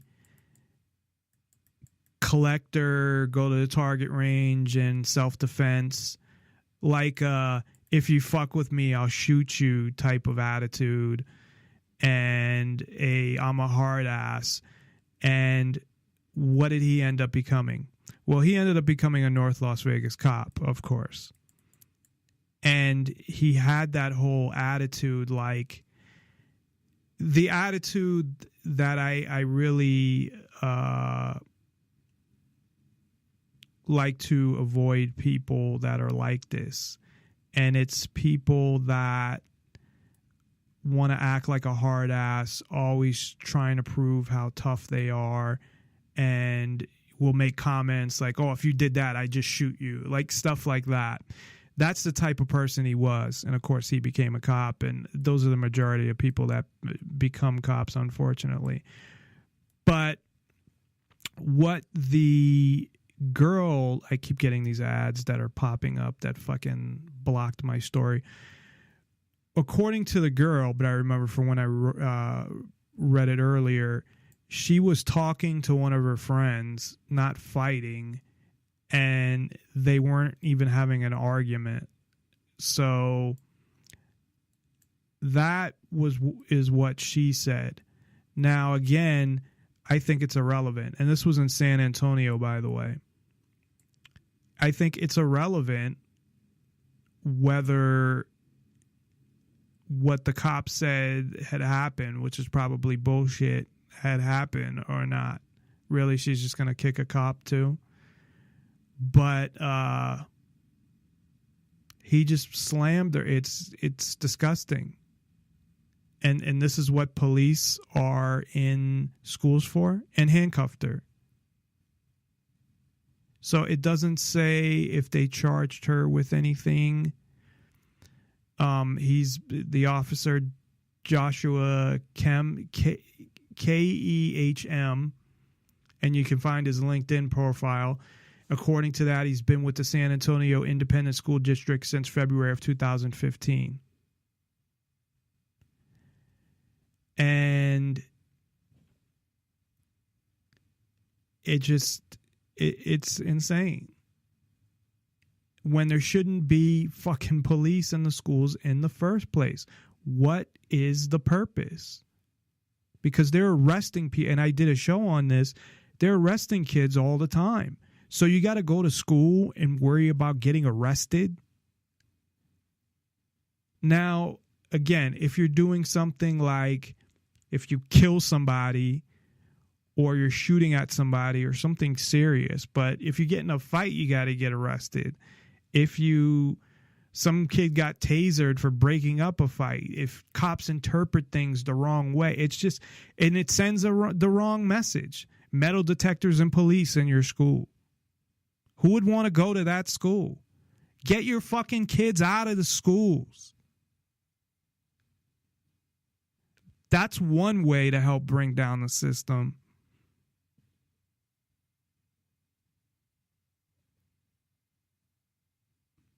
How are they going to collect property taxes or whatever taxes they're using to fund schools if they're fucking empty? That will send a big fucking message to the government. And then what are they going to do? They're going to find every kid and bring them back to school And it's no, we're homeschooling our kids. Fuck you. Here, let me see if I can play it from here. Janessa, you okay? Hey, let me go back to the beginning again. Janessa, chill! You're not gonna... Oh! Janessa, you okay?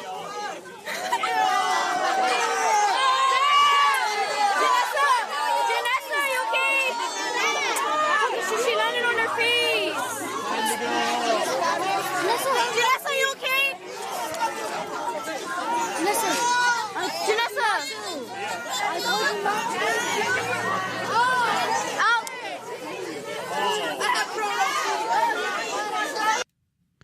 It's crazy.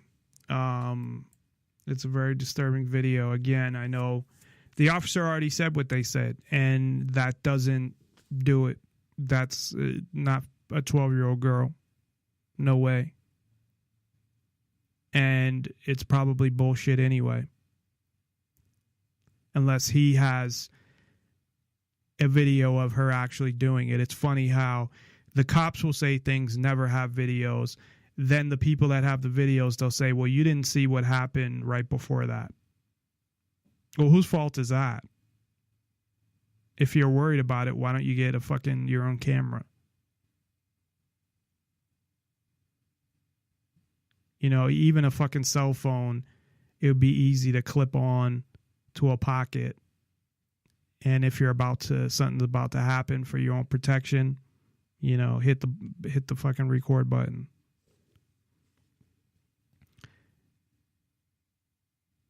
So that's another example of what's going on in schools. And it's something that I don't know that it got any attention outside of them. It was on the video was posted on the Free Thought Project. You might hear about it in San Antonio, but are you going to hear about it outside of independent media? Probably not. They don't care. She's not dead. And even the people that are dead, they don't seem to care neither. You don't hear about them. You heard about government media covered about 3 people, I believe. Only 3 people that I can think of that were murdered by the police. And it seems the only reason they did was because of the reactions to them. To get any attention, you got to light things on fire or something, or burn down buildings, because that seemed like, or have huge protests. That was the only way they got attention. And in a lot of other cases, there's been protests too, and they've been ignored. So it really is unfair in how unfair is not the right word, but how it also indoctrinates people. You know, the news is not just about how they cover things. It's also about what they cover. And what they did as well is people think there's only, you know, a couple people that get killed by the police. You know, yes, locally you're going to hear about it, but that's it. Even then, it's not a top story. What's the top story? Oh, some car accident. Is that, you know, what is news? What is important? Now, different things are important to different people. But things that affect your life directly, laws that are being passed that are taking away your freedom, police that are doing things and getting away with things that they're doing to people that they could do to you as well. What the fuck? So somebody got in a car accident. And of course you feel bad, but I mean, how is that? Roads are dangerous. Tell us something we don't know. I guarantee you, locally, I still haven't heard anything about a man who was walking down the freeway with a shotgun, and you're allowed to open carry long guns was shot and killed by police. Never an explanation as to what happened.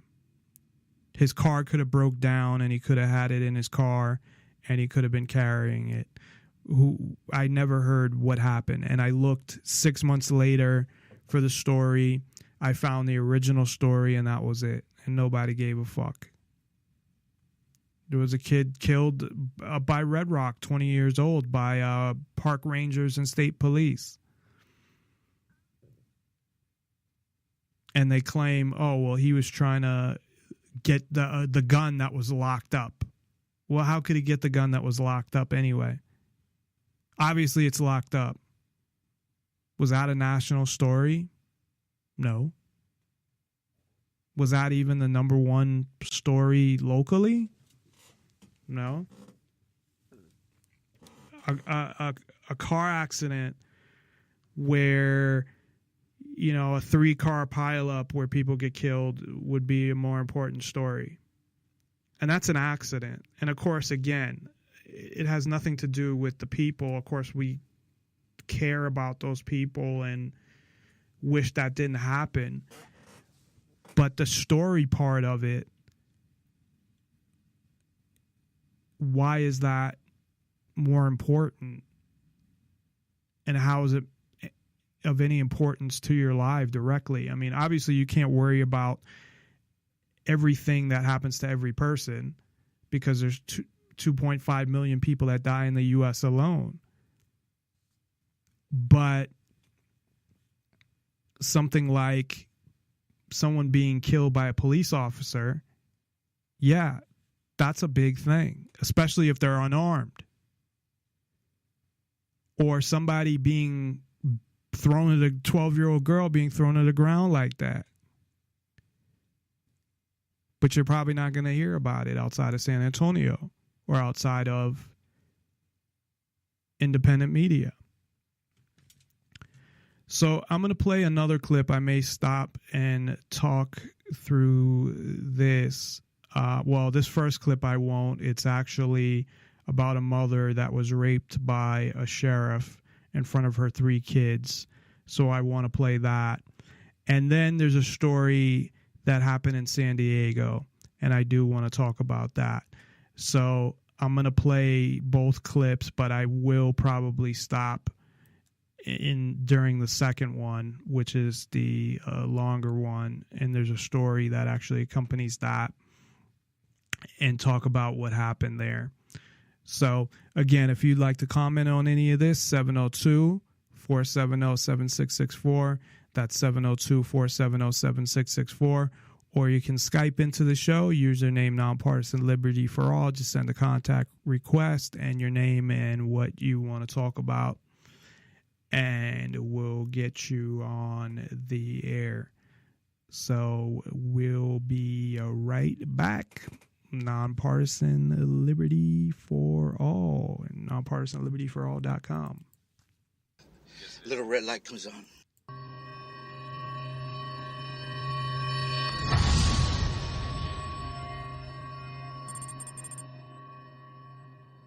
County deputy is accused of raping a woman he was questioning. It allegedly happened today, and now he's on leave, and she's telling her story. Tiffany Craig has the interview you'll see only on KHOU 11 News. Tiff? Normally in cases like this, we would not give away the identity of a sexual assault victim. But Lisa Rodriguez wants you to know who she is, and she wants you to hear her story. Oh, Lisa, it hurt me to see her like this. I promise it hurt me to see her like this. It's okay. For Lisa Rodriguez, this has been her toughest day. The fact that he hurt me. She says a Harris County deputy showed up to question her about making harassing phone calls. But instead, she claims he sexually assaulted her while her 3 daughters were in the apartment. That he took something from me without even asking. That's what hurt me the most. And that my children were in the same house I was. There are some missing pieces to her story because just as we started her interview... Do you need her right now? Okay. Deputies took her away for even more questioning. The Harris County Sheriff's Office takes these allegations extremely serious. Investigators collected evidence at her Cloverleaf apartment, while her brother explained in more detail what she told him happened. He was like, well, if you don't go to jail, what can you do for me? And that's when they went upstairs and he told her if it was best for them to talk in the room. And that's where this mother of 3 says she was raped. As soon as he left, she called her brother and they reported what happened. He was a real bad dude to do that to my sister, especially in front of her kids, you know? And so all I can do is just be here for her and hopefully walk her through this. One of the things I want to mention real quick is that for every story we hear about, or I wouldn't even say every story we hear about, because a lot of them you probably don't even hear about, even though they may get some coverage in independent media. But for every story that actually is covered, and usually if it's something local, the local news will cover it. But for every story that does get covered, there's probably, and this is just my guess, hundreds that no one ever hears about because they never get reported. No one gives a fuck about them. Or people that it happens to never say anything. I know with my story, I thought compared to a lot of stuff, that's pretty bad. Even including the whole court case, and I'm not going to go into the details right now. I did on a whole show, but how I got screwed over in the court case and all the bruises and just the whole spending days in jail and the whole story that, hey, that's fucked up. But nobody cared. Nobody reported on it. Nobody gave a shit.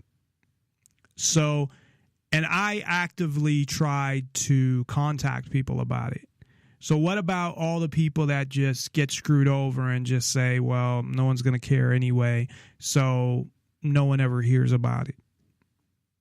So you don't just have the ones that people try to report and don't get reported, and the ones that do get reported. Then you have all the ones that people just never even try to get out there. And there's so many of them.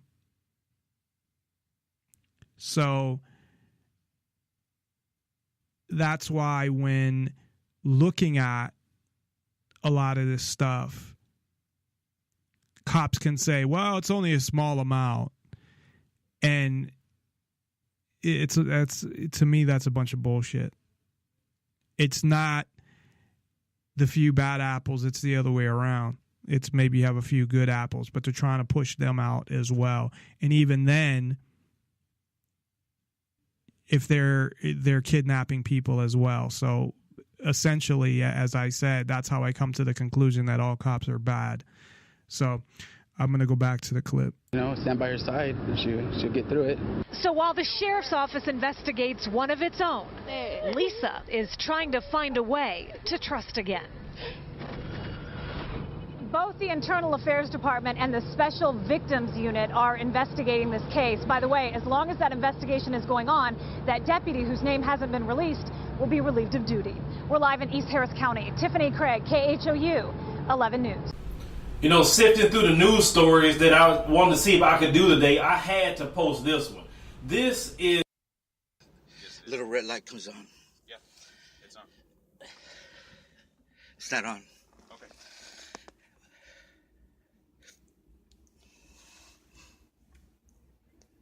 So what did you say you were doing here today?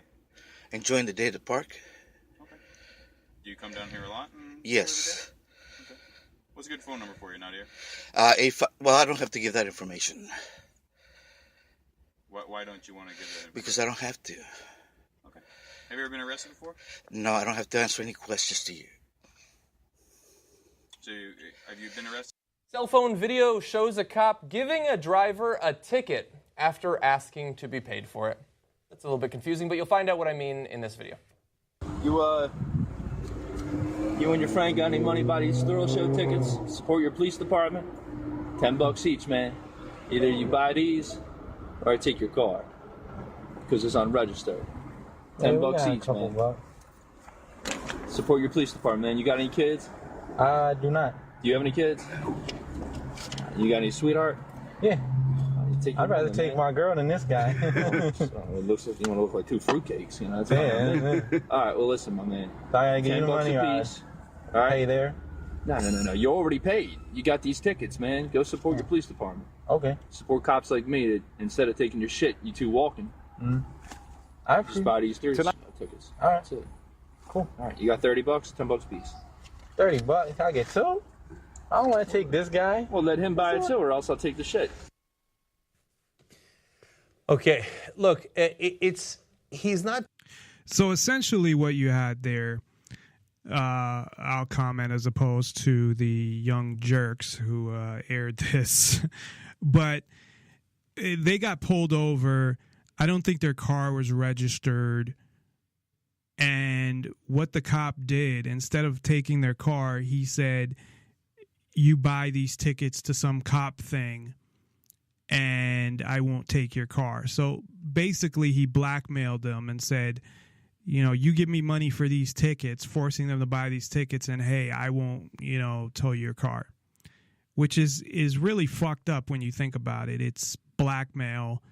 It's extortion, really. So yes, are they better off that they paid $20 than to have their car towed? Probably, but at the same time, and the guy's an idiot because he knows he's being videotaped. Plus, he made some gay slurs and things like that as well on video that got posted. So he got in some trouble for that. But to force people to buy something or to pay you so you won't take their car is totally fucked up. And these are the type of things that cops are doing that really nobody seems to give a fuck about because they're barely reporting on murders. So that's just another example I wanted to talk about real quick. The one that I wanted to go into in detail, and I had the wrong clip at first, is this one that I'm going to play where husband and wife take a trip they actually go to Virginia for the husband's father's funeral and get pulled over in Tennessee. And they essentially end up searching their car to see if they can find any money, because there's a law that says if they find any money that is drug money, and they can just say, well, we believe this is drug money, they can keep that money. Now, I don't know if they can keep it directly or the department keeps it and they get a percentage, or just like, you know, drug seizures that the departments get a percentage.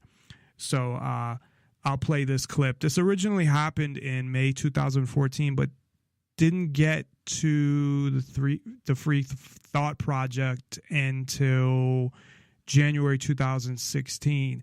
So I don't know what happened in between that time, or if they originally reported on it and reported on it again because there were new developments. But there's so many stories that you have to really search for to find, or you have to go to independent media. You're not going to hear about them.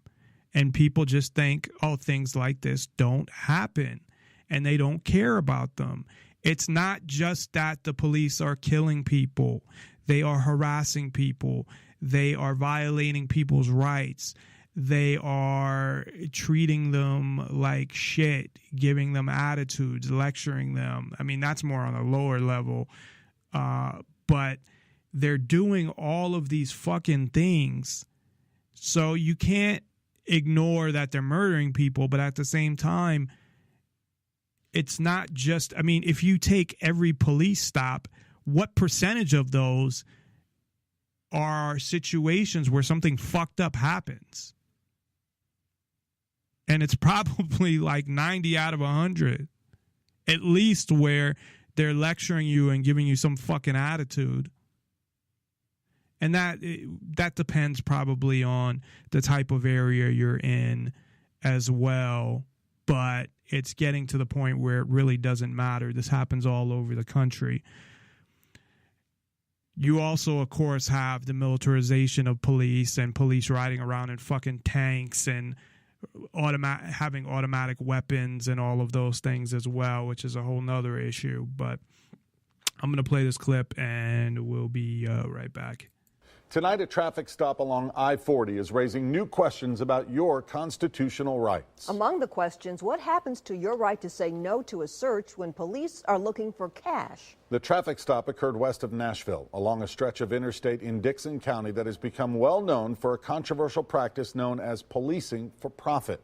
For 3 years, our investigation has documented how drug interdiction agencies in that area target out-of-state drivers. Those agencies fund their operations under a state law that lets them seize cash based on the suspicion that it's drug money. News Channel 5 chief investigative reporter Phil Williams spent the last 5 months investigating this latest twist. You know, if you're ever stopped by one of these agencies, you might think you have a constitutional right to say no to a search of your car. But a California couple discovered no doesn't always mean no.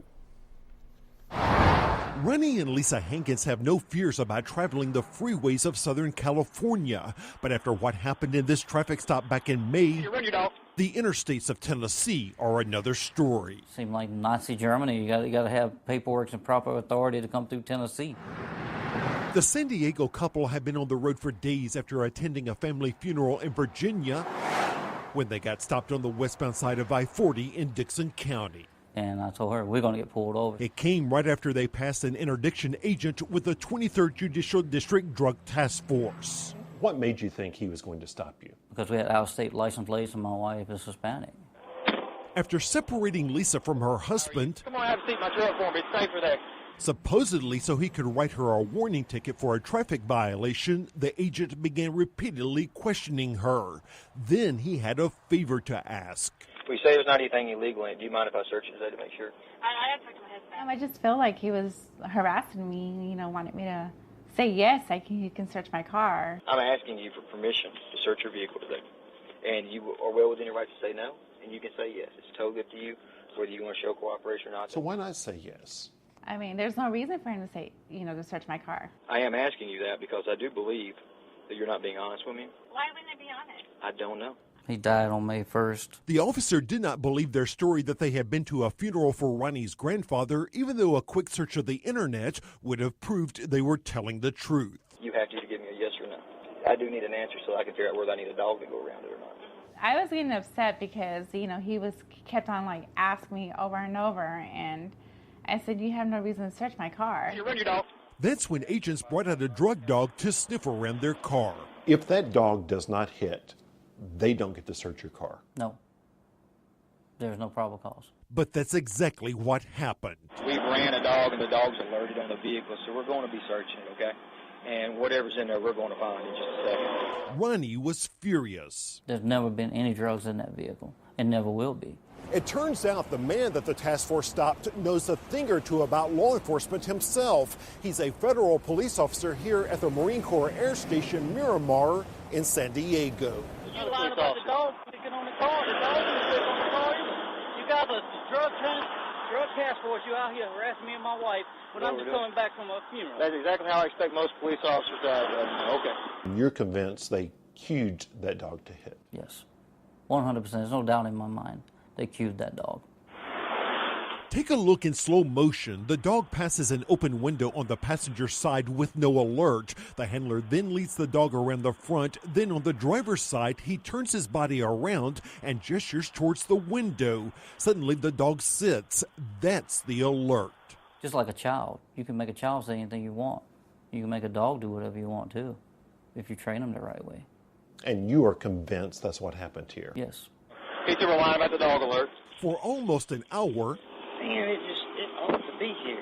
the two agents searched the Hankins' belongings, Ain't make it be here, ain't what you told me before? Yeah. even tearing apart part of the dash of Lisa's new car. That really me off when he started ripping everything out of my car. You felt violated? Yeah, I felt violated, and it just, he didn't want to hear it. And when Ronnie insisted there were no drugs, the agent confided he wasn't really expecting any. That's what they do all the time with those fucking dogs. So they put you in a position where they'll say, yeah, you can say no. And I actually said no to a cop before to search my person. And he's like, well, I'm going to search you anyway. Had nothing to do with a dog, though. But they train the dogs where they can just say, oh, the dog hit on the car. And I believe the Supreme Court has ruled that that's constitutional, which is insane. And this fucking another, I guess, aspect of this ridiculous fucking drug war or drugs being illegal, because what else would a dog be looking for? I guess you could say bombs, or they find something new that they'd have dogs sniff. But it's ridiculous because all they have to say is, oh, look. And I saw the video and it was obvious that the dog didn't hit on anything. And that's all they have to do. They do it all the time. If they want to search your car, they'll search your car. So the police are allowed to do anything illegal that they want. That's fine. And you're supposed to sit there and allow them to fucking do it and sit there and do nothing. And that is getting to the point where it's insane, and where people really need to do something. Because and I'm not saying what people need to do or what the answer is, but there is nothing that stops police from doing things like that. They're not scared of any types of consequences. There's no consequences from the government. There's no consequences from the police department. And when there is, it's either very minimal consequences, like the guy with the tickets, he still works for the police department. He's just at his desk while they do the investigation. Or people get suspended with pay while they do an investigation. Or nothing happens at all. So even the amount of people where something actually happens is not many. There aren't many. So what do you do when you're in the middle of your rights being violated? You're supposed to sit there and comply. That's where, when I talk about non-compliance, really what I'm talking about is not complying with laws. Where, for example, if everybody hypothetically took off their license plate or something like that and said, we're not registering our cars anymore because you're using license plate scanners and you're not supposed to do that, and you're using this data in a way that you shouldn't be using it. But also not complying with the police when they're doing things illegal that they shouldn't be doing, and defending yourself when they try to physically do illegal things to you. But nobody wants to say that, first of all, and people are scared to do it, and I understand why. And I'm not advocating that anybody do it, because you'll probably end up getting killed. But if cops knew that if they violated people's rights, that people were going to stand up, that there were going to be consequences when they violated people's rights, and when they physically violated people's rights, at least, because I guess they can't violate people's rights if people don't allow them to. And then if they try to physically violate people's rights, people defended themselves, would that reduce the amount of rights violations? Because what else is there to do? There's not any other thing happening. So that's when I say non-compliance and self-defense, that's what I'm talking about. And again, I'm not advocating anybody do that. I'm not saying that people should do that, but I believe people have the right to. If a cop is going to violate your rights and then they're going to enforce it physically by ripping you out of your car, by assaulting you, by throwing you on the ground and handcuffing you and putting you in a cage, yeah, I believe that you have the right to defend yourself. Now, government is set up where there are no checks and balances because there's nobody to, you're just there by yourself, and they got a whole army, and they got tanks, and they got fucking automatic weapons.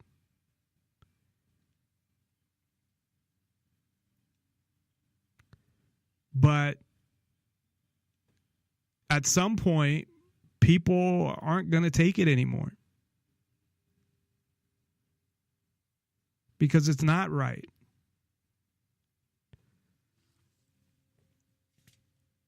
Well, I'll be honest with you. Would you go in this direction, I would think you'd have drugs in the car. I think you'd have a large amount of money. I knew right then they were looking for money to fund their operations. And what made you think that? Because they're not worried about the drugs. They're worried about the money. Is that not marijuana? Yes. When agents couldn't find anything, they wrote up this report to justify the dog's alert, saying they found marijuana debris on both the driver and passenger floorboards. We showed the report to the couple. It's just them trying to cover their backside. Rennie noted that the drug dog had passed by the open passenger window and did not alert. The truth, they say, all agents saw inside the car was grass from the cemetery where they had buried Ronnie's grandfather. It makes me angry that someone would attack my character, because not only that attacks my character, that could cost me my job. Nonpartisan Liberty for All. Call in at 702-470-7664 or Skype in. Username Nonpartisan Liberty for All. NonpartisanLibertyForAll.com. So there's just, I could go through and just pull story after story after story. And that's what we used to do every Thursday. We'd have a week full of stories. And that's just what we could find. That's just what got reported on in independent media. Never mind all the things that happened that didn't get reported, or people just never told anybody about them. So what I want to do, we only have about a little over 20 minutes left. I want to play this one last clip that is about 19 minutes because it's just really fucked up. And after that, we'll only have a couple minutes left and I'll wrap up the show. But really, I think these clips are better at communicating what happens in these situations than me explaining it. Of course, me commenting on it after the fact is fine, and I think it gives more to the story, but I think the real way to communicate it, the best way to communicate this to people is to hear the clips, and maybe I'll even start a show where I'll just put together I'll put together clips and maybe I'll talk in between them and not do it live, do a recorded show. And maybe that's something that would be interesting to people and they could hear. There's tons of them out there, and I could just cut them up and take the parts that are interesting and give the most information, cut out the parts where it's just silence and play. That could be a whole show in itself. So I'm going to play this, then we'll come back and wrap up the show. NonpartisanLibertyForAll.com. Hey, how you doing, buddy? Great, thanks. Car from No, if I'm not legally obliged to, I just assume stay in the car. What? If I'm not legally obliged to step out, I just assume stay in the car. You're legally obliged. Well, I have my 2-year-old son in the car with me, so. You have your 2-year-old son? Yeah, we're actually, unless I'm being detained for some reason. Yes, you're being detained. You're stopped, lawfully stopped. So Okay. yes, you're being detained. Okay. That's what being detained means. So step out of the car. No, being detained means there's a charge. So what's the charge? You have an obstructed tag. So yes, I understand. I there's have a charge. ticket for that, actually, that I got like So a you're week aware, ago. So you're aware you have an obstructed tag? Yes, and I had 30 days for, it's a compliance ticket. I had 30 days to take No, care you of have it. 30 days to pay the ticket. You immediately have to comply. So you're aware of what infraction you're committing. So you're obliged Right, to but step that's, out of the car. yeah, but that's a ticketable offense. You can keep me here. You can ticket me all you like. I'm happy to see you. I'm not leaving my 2-year-old son in the car. No. We can call DCF for your 2-year-old. I can call Sergeant Alexander right now. I have him on speed dial. It's fine. You want me to ask for a supervisor? I can ask for a supervisor. You want me to tell you to state who you are and your everything else? That's fine. But you want to just make a tag? Sir, if you don't step out of the car, you're going to get arrested. You're going to place me under arrest? Yes, if you don't step out of the car. I'll get out of the car. Actually, let me leave the window down so we see it. It's okay, Zaylin. Hang tight, buddy. Your phone in the car? Absolutely not. This is why you're being recorded, sir. It's fine. I don't care. Listen. Absolutely not. You're being recorded. You have no right to touch me, my car, my child. You have no permission to search anything. I have no questions to answer at all. I'll let you know if I have any questions for you. You let me know when you're done writing the ticket, and you let me know if I'm being detained or if I'm under arrest for any charge. You're detained right now. Okay, well, You're detained. you have. You were stopped. Okay, then the clock is ticking on that, so let's go ahead and do whatever we need to do regarding anything detaining. to drink tonight? Sprite, but I'm not answering any questions anyway. Would you mind performing some field exercise? No questions, no performing anything. I've had nothing to drink whatsoever, just because I feel like telling you that. But, I'm perfectly sober, 100% sober. Your actions right there aren't normal. Of course my actions are normal. Anyway, I just came from Quarterdeck with my wife. There's a charity event for my friends, baby. Drink at Quarterdeck? I had Sprite at Quarterdeck, sir. I just told you that. And I also said I'm not So you interested. perform any field exercises? Yeah, absolutely. Absolutely, I'm perfectly sober. You're pulling me over for my tag, write a ticket for the tag. Take your time. So what you're telling me is you're not going to perform any exercises for me? So I'm telling you, I'm perfectly sober. I've had nothing to drink at all tonight. And I don't have to do anything. I'm not acting drunk, looking drunk, being drunk. Your actions really... Excuse me? What you were just doing, standing on your one leg and touching your nose like that, that's not normal. Stand back here from the car for me. Yeah, I'm fine here, sir. I'm not asking you, I'm telling you, stand back here. Did you say something about a DUI? I don't even drink alcohol at all, ever.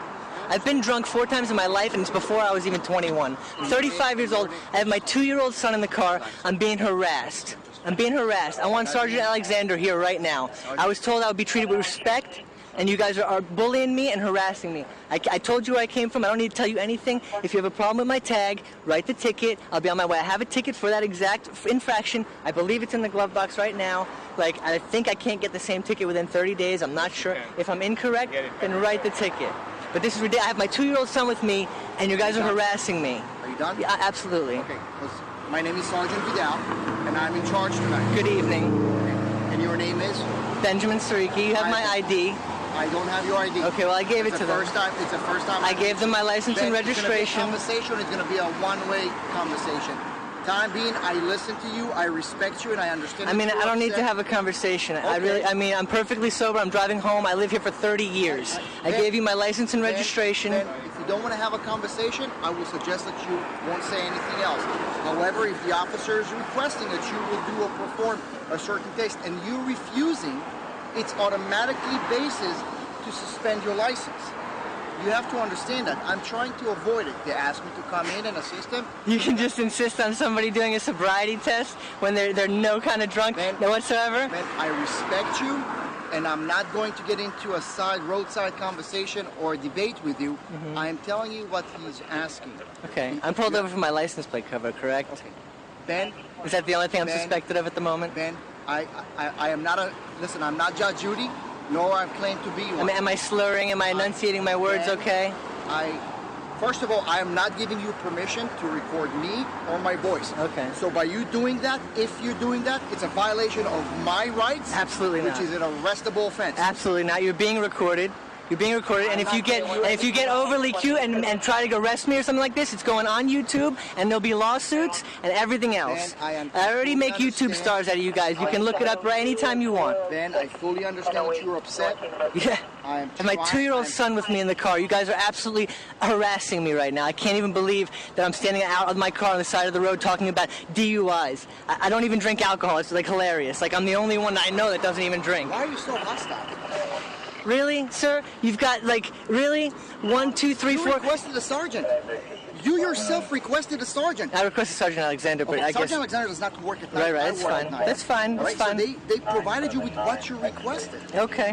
Thank you. And here I am, trying to help you. Yet you are very hostile. I mean, extremely upset, and you make no sense. Listen, I'm not hostile. I'm uncooperative. I understand. Okay. And we established that. Okay. But you wanted a sergeant here, and here I am. All right. Great. I'm glad to see you. Nice to meet you, sir. And now if we could, condescending, but that's okay. I really don't mean it like that. This isn't a team thing. Like I don't think I'm on the other side. With the officer. I need you to roll up your window halfway for me. Roll up my window halfway? I mean, why? Because I believe your tint to be illegal, and I'm going to check it. You'll be more than happy to do it. Fair enough. Fair enough. It's okay, buddy. It's okay, Zayden. It's okay, sweetheart. It's okay. Daddy said it's okay. Ben, your window is 5%. Okay, I understand. Illegal instead of 5. All right. It's okay, buddy. We're going home. It's fine. Relax. It's okay.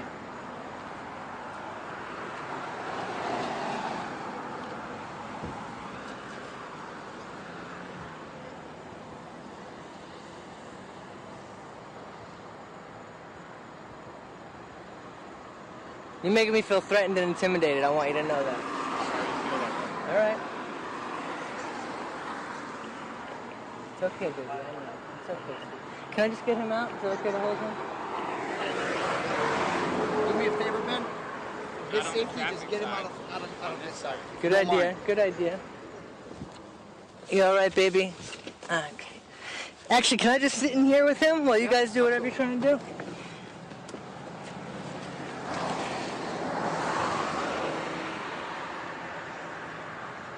Do me a favor. I need to see what's going on inside. I need to see what's going on inside. Don't even. That's an assault. Don't touch my phone, my property. Don't even touch my car. Don't tell me what to do, please. Really? Really? Don't touch my car. It's okay, buddy.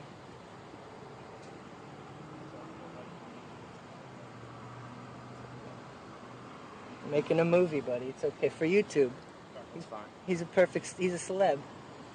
It's fine. I want to see what you're doing. Celebrity. Yeah, I want to see what you're doing. So I want you to see what you're doing for your paycheck is what I want to see. Okay. What are you doing, buddy? Besides harassing the public. I have a business here for 12 years, driving home to my house, pulling me over for my license plate cover. You got 500 cars and cops talking about I'm acting erratic and things. Well, you You're out said of you your already mind. had a ticket for it, so you knew it was illegal. Why would you leave it on? I just haven't had the time to unscrew it, man. I mean, are you going to arrest me for that, really? Like, Why do you have a tag like that? like what? You have a tag, so it's blocked, so you can't What's pay, so you don't blocked? pay the tolls. It's decorative. It's not decorative. You know exactly what you're doing. You have a tag on Tolls? there, Did you say something about tolls? My sun pass is right there. It's on Why do auto you have a replenish. tag like that? That's my Why sun do you have a pass. tag color? Listen, I'm not answering any questions. If I have questions for you, I'll let you know and I'll ask I'm them. asking you. But I'm telling you, my sun We can pass have is a on free auto conversation, replenish. You can ask me whatever you want. All right, so you I'm can ask me whatever. I have no answers for you whatsoever. My sun pass is on auto replenish. I am not a thief in any way, shape, or form. I would never. There's one more clip I want to play. I think you get the gist of this, where they pull him out of his car, then they want to check his tent, where they're just penalizing him for exercising his rights. They don't pull you out the car unless you exercise your rights, which is fucked up. Then they'll ask you to get out the car, or if they don't like your attitude, because you're supposed to be nice and happy when they pull you over, or when you're sitting in a parking lot and they just come up to your car, which is something that happened to me for no reason. You're supposed to be happy. So there's one more clip I wanted to play, which I've played in the past, but I haven't played in a while. And this is from the union rep of the police station that killed Tamir Rice. Of course, the police station didn't kill him, but the men that killed Tamir Rice, murdered Tamir Rice, the police station that they came from, the rep that the union chief that represented them. And also some of it is in my introduction to the show. Some of the clips from this are actually in that. So it's going to take us probably down close to the end of the show. So I do want to say that this is not something that's going to be resolved by the government or federalizing the police. The federal government are the ones who gave them all these weapons, these tanks, the training in the first place. This is only something that is going to be resolved by the people in noncompliance. And if there's enough people that say we're not going to stand for it, they can't arrest everybody. And that's a nonviolent way to do it, is get enough people to not comply with certain laws, or get enough people outside the police station to tell them we're not going to do this, we're not going to do that, because this is bullshit and we're not going to take this bullshit anymore. You want to arrest murderers, you want to arrest people committing robbery, you want to arrest bad people, that's fine. But even in those situations, you could arrest people that are not guilty, the wrong people. So people have rights. And really, I think the only solution is to get rid of the government police, because of the rights that they have, the extra rights that they have that normal people don't have. And have private security is really, in my opinion, the way to go. And check out the Detroit Threat Management,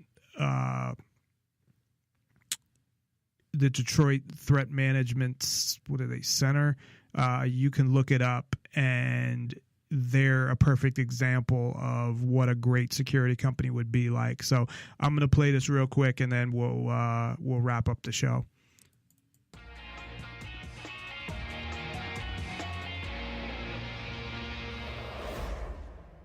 After the Cleveland Browns home game on Sunday, the president of the city's police union called NFL player Andrew Hawkins, quote, pathetic for wearing a T-shirt protesting 2 police killings earlier in the year. Hawkins, the Cleveland Browns wide receiver, however, is not apologizing for wearing a shirt that read, quote, Justice for Tamir Rice, John Crawford, during warm-ups. Rice, a 12-year-old, was shot and killed last month by a Cleveland police officer while carrying a pellet gun. Crawford, 22, was fatally shot in that Ohio Walmart, as we mentioned, while holding an air rifle he got within the store. The Cleveland Police Union head, who is about to join me here tonight, not only disagreed with Hawkins' statement, but argued athletes had no business weighing in at all, saying, quote, it's pretty pathetic when athletes think they know the law. They should stick to what they know best on the field. The Cleveland police protect and serve the Browns stadium, and the Browns organization owes us an apology. He continued in another statement, quote, he's an athlete. He's someone with no facts of the case whatsoever. He should stick to playing football and let us worry about law enforcement. Earlier today, Hawkins himself defended his decision. My mom has taught me my entire life to respect law enforcement. I have family, close friends who are incredible police officers, and I tell them all the time how they are much braver than me for it. Unfortunately, my mom also taught me that just as there are good police officers, there are some not so good police officers that would assume the worst of me without knowing anything about me for reasons I can't control. As you all know, and it's well documented, I have a 2-year-old little boy. That little boy is my entire world. And the number one reason for me wearing the T-shirt was the thought of what happened to Tamir Rice happening to my little Austin scares the living hell out of me. And my heart was broken for the parents of Tamir and John Crawford, knowing they had to live that nightmare of a reality. And as Hawkins talked about his respect for law enforcement, he did not back down from that original statement. To me, justice means that the innocent should be found innocent. It means that those who do wrong should get their due punishment. Ultimately, it means fair treatment. So a call for justice shouldn't offend or disrespect anybody. A call for justice shouldn't warrant an apology. Joining me now is Detective Jeffrey Fomo, president of the Cleveland Police Patrolmen's Association. Good evening to you. You see the statement right there. Why should he or anyone have to apologize for stating their sincere views on police conduct? Well, first off, he doesn't have the clear view of the police conduct. He's calling for justice on two officers that were called to do their job with a male that had a gun inside a park, that they had to defend themselves and use deadly force on him. So it's not a call for justice. They were justified. And Cleveland police officers work with the Cleveland Browns hand in hand, and when he disrespects two of our officers, he's disrespecting everybody else. But, okay, you guys disagree on that. Why should he apologize to you? Why shouldn't you apologize to him? You have a disagreement about the facts of the case and how to proceed. Well, we're not apologizing to anybody. I mean, calling for justice on two of our officers, they need to do it to us because they're disrespecting our officers on a job we do hard every day and a job that two officers were put in a position to do by a male's actions. In the statement, you talk about serving and providing security for the stadium. How is that relevant? Well, a lot of police officers work there. We are with the Browns organization. When you talk about two of our officers, doing a justified shooting, you're talking about all of us. Any one of us could have been in that circumstance. Sure, but I mean, are you implying that it's relevant somehow? Are you implying that security would change because of this disagreement? No, we wouldn't change. We're here for the community. We're here for the people that go to the Browns games. We're here for the public. And when you say that he, as we read your statement, doesn't know the facts or the law, how do you apply that logic? Wouldn't that apply to any citizen who may not be a police expert but has some legitimate view of police conduct? I mean, don't you think at a certain point that this kind of reaction risks feeding the perception that some of these police unions or some folks here don't think they're accountable to public views? There's a video of this, and everything speaks for itself. Their action, the male's action, spoke for itself. I mean, the video clearly showed, and by the officer's statement, that they were justified in the deadly force. You're saying the video clearly shows that the 12-year-old boy was an imminent lethal threat to the officers? Oh, absolutely. I don't know if you didn't see it, but yeah, absolutely. Yeah, we have some of it up on the screen. We're showing it. I mean, there's tremendous disagreement about that. In a lot of cases, that would constitute probable cause for a crime unless there was a lethal threat to the officers. But ultimately, that isn't your call, is it? And it's not the athlete's call. That's a call that has to go through the criminal justice system. I guess what I'm trying to get at here from your statements, and the reason why they've upset some people, is that your statements seem to presuppose that the police union or police officers have the final word on the facts here. You know that's not true. You know we have a system here of criminal justice that leaves that decision up to grand juries and the criminal justice process, right? And people are free to talk about it. They're free to talk about it, but it shouldn't be talked on a football field where we are supporting the Browns by doing security every day when we support the Browns. Are you saying, this is what I'm trying to understand. You just said before, of course, it wouldn't change your approach. Why does your security that you provide, and police bravely provide security for entire cities, stadiums and not, why would that affect his free speech rights to voice an opinion here? I mean, you're not really answering that question. He can voice his opinion, and that's fine, but I'm just saying that calling for justice for his opinion on what happened that day, he's wrong. And that's what I'm clearly stating. And he was cleared by a city, these two were cleared by a city prosecutor already. This shooting was justified. And like I said, it's a tragic that it was 12-year-old, but it was justified. So to be clear then, if you're saying he can state it, then are you withdrawing the request for an apology for him to state the view, or he can state it, but he has to also apologize? I'm not saying, I'm not withdrawing anything. He disrespected police officers who were out there doing their job. He's surrounded by police officers. When you talk about two of us that were put in a situation like these two where you're talking about all of us. And what do you think on just a more human level, if I can ask? You heard his statement talking about his child and these fears, and a lot of people talking about that conversation around the country. Does your heart go out to people who are worried about their children unarmed losing their lives in these kind of incidents? Well, it depends what you're saying, what's unarmed. I mean, this male was obviously he wasn't unarmed. He had what they thought to be a gun, and they also thought him to be 20 years old. If he's 20 years old, we're not sitting here today. Sure, but you're well aware of many of the other cases. I know it's outside of your city, but the Eric Garner case or other cases. What do you think about the concern people have that folks are being killed in some cases by officers when there's less than a lethal threat posed? How about this? Listen to police officers' commands, listen to what we tell you, and just stop. I think that eliminates a lot of problem. I have kids too. And I've basically had enough of that, and I heard that too many times. Essentially, that he's saying, yeah, just obey police officers and we won't kill you. They're out of control. None of the only answer is to get rid of police. We don't need them. What we need is protection and security. And a lot of people can provide that themselves, and a lot of people can provide that via private security companies.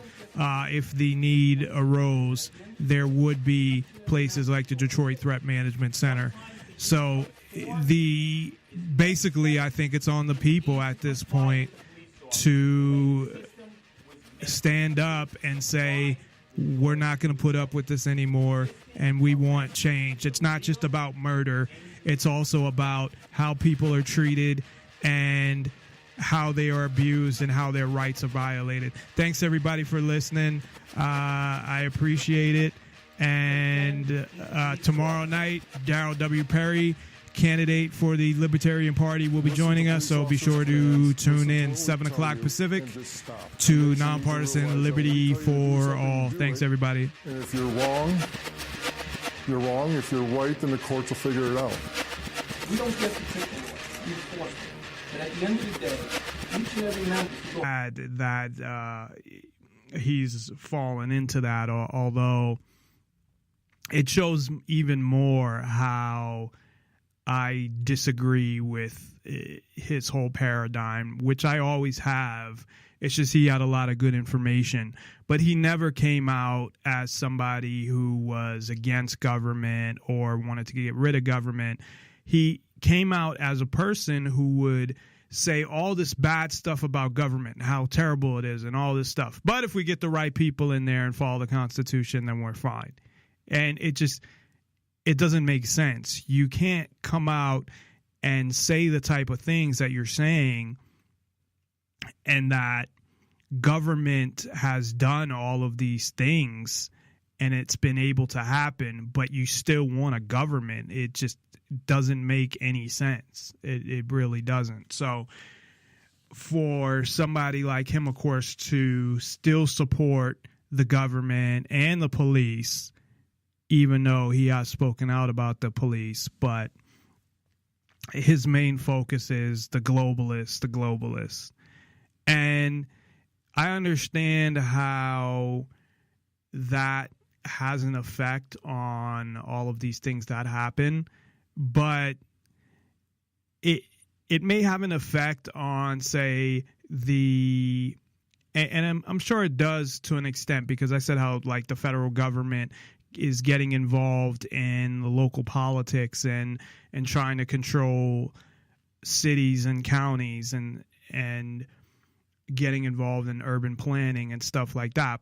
But at the same time,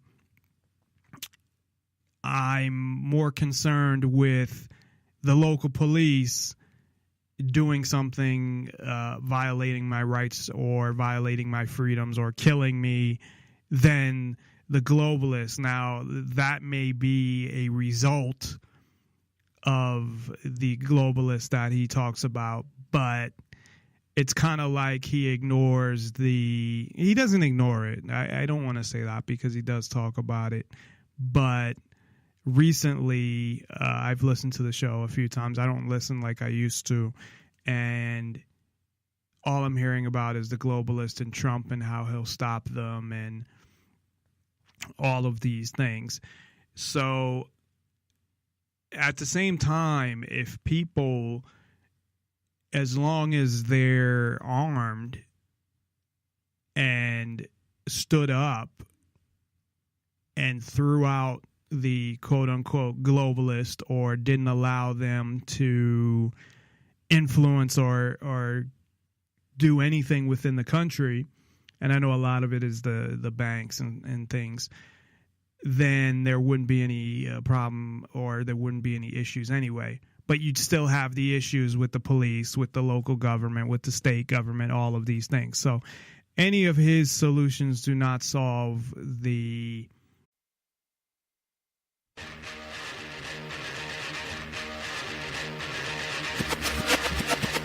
We will defend these police officers. Listen to police officers' commands, listen to what we tell you, and just stop. The nation needs to realize that when we tell you to do something, do it.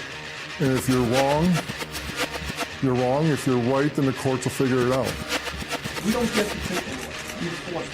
But at the end of the day, each and every man should go home safe.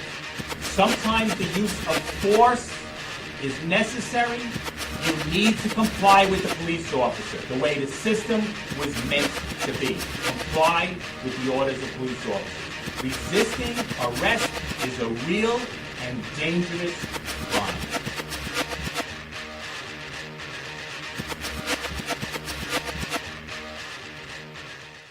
Nonpartisan Liberty for All. I am your host, Dave Bourne, and it is April 6, 2016, and we are coming to you live from Las Vegas, Nevada.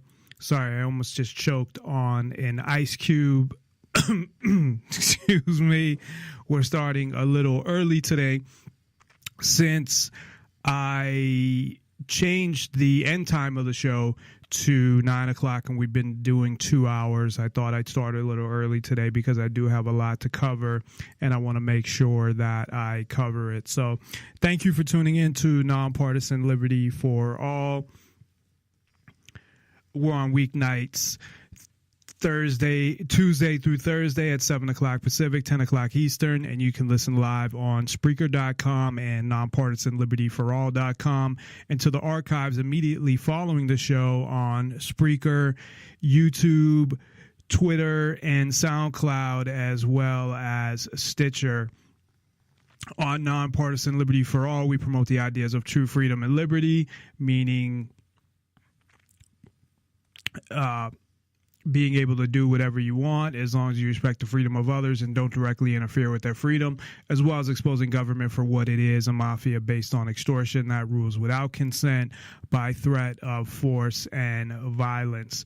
As all governments seek power and control over people, claiming to own them with the goal of controlling every aspect of their lives and building an empire stretching as far across the globe as possible. And that's what America not only continues to do, but has been doing for a long time. I'm turning down my compression because I had it turned up and I didn't like how that sounded. So, sorry about that. Need my cough button. I am the ice cube, like I caught in my throat and shit. So tonight I have a number of things that I want to talk about. We're happy to hear from them. They don't have enough delegates, but that's really all we're hearing about. What about all of a sudden, did ISIS disappear now? There's no ISIS anymore? Did immigration you really only hear about from the candidates themselves or Donald Trump and his big wall? So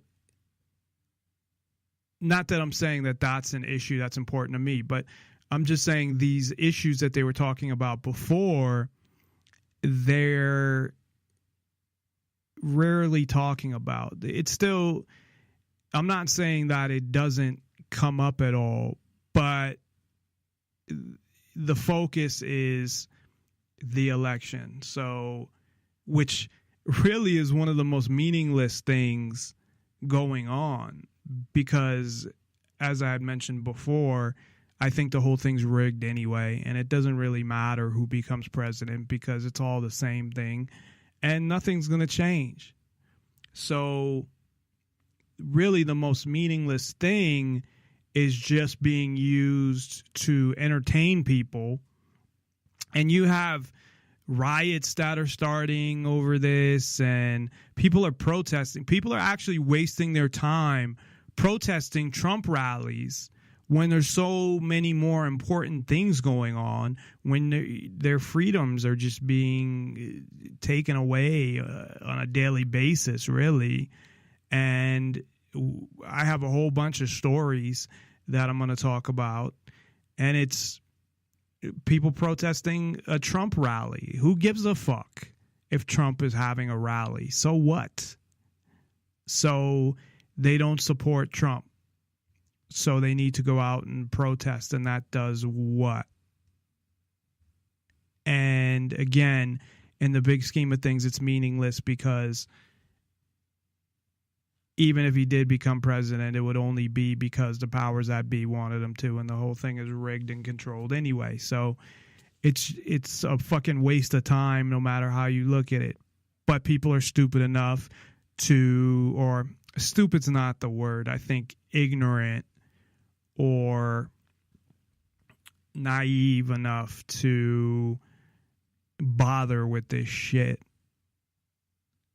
I do it as far as and when I say I do it, I don't go out and fucking protest that shit or anything for that matter.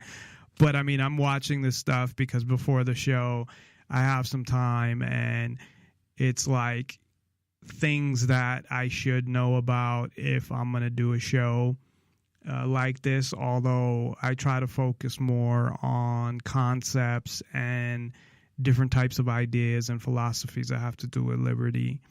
But I still want to keep up with what's going on, and they spin that government media ultimate problem, which is whether it's on a state level, a local level, a federal level, the whole power thing.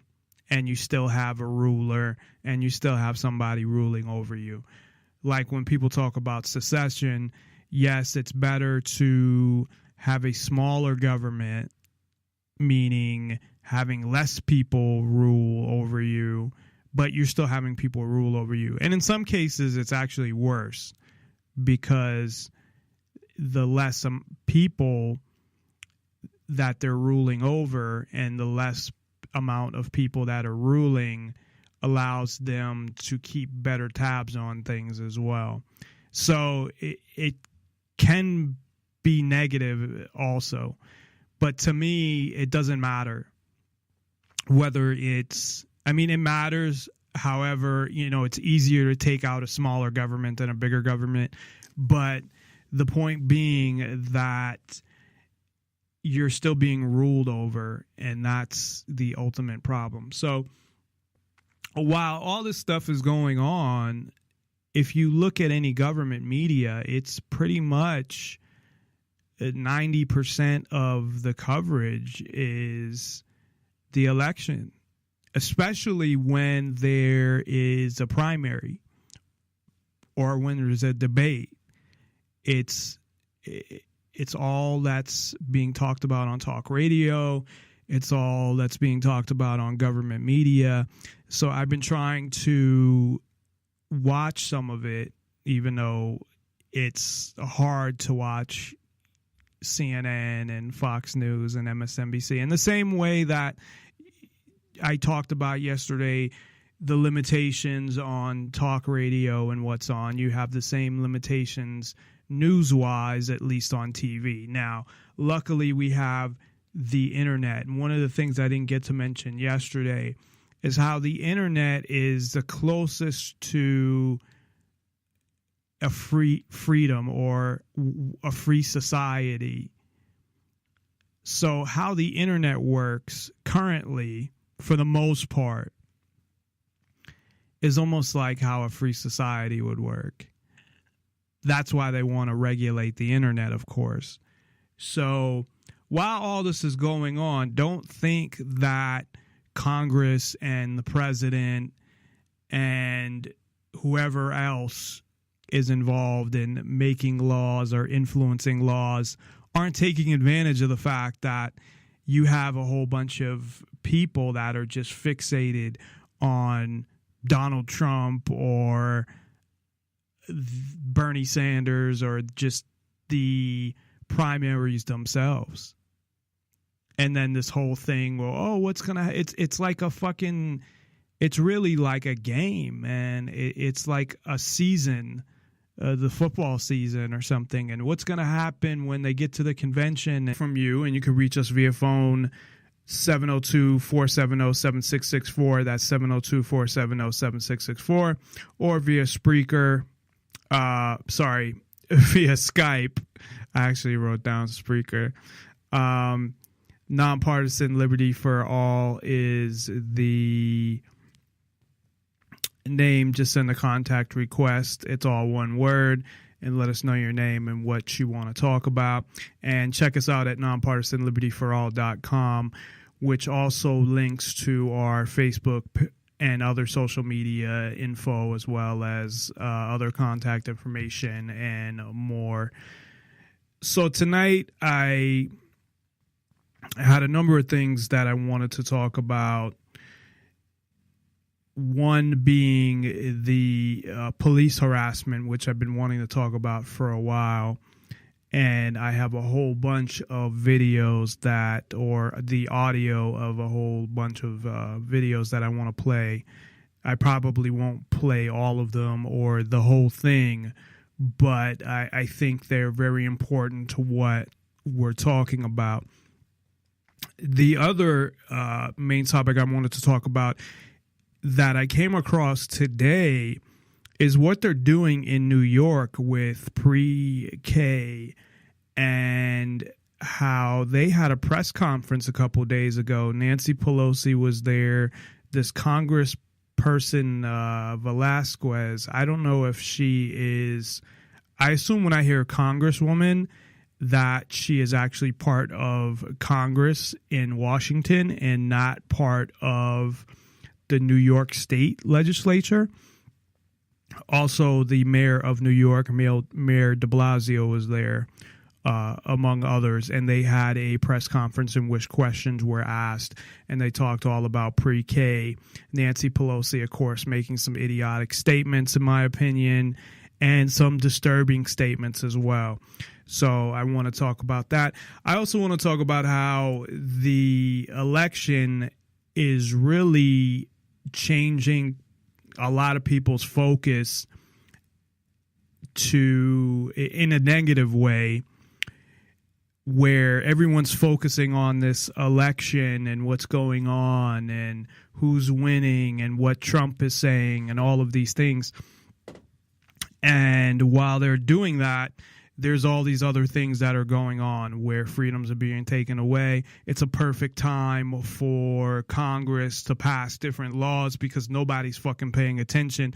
You even have shows like Alex Jones is dedicating all this time to Trump. Now, that doesn't mean he's not talking about other stuff, because he is. But at the same time, he's dedicating a lot of time to talking about Trump's the savior and he's going to defeat the globalists and all of this shit, which I think is a bunch of bullshit. And it's sad.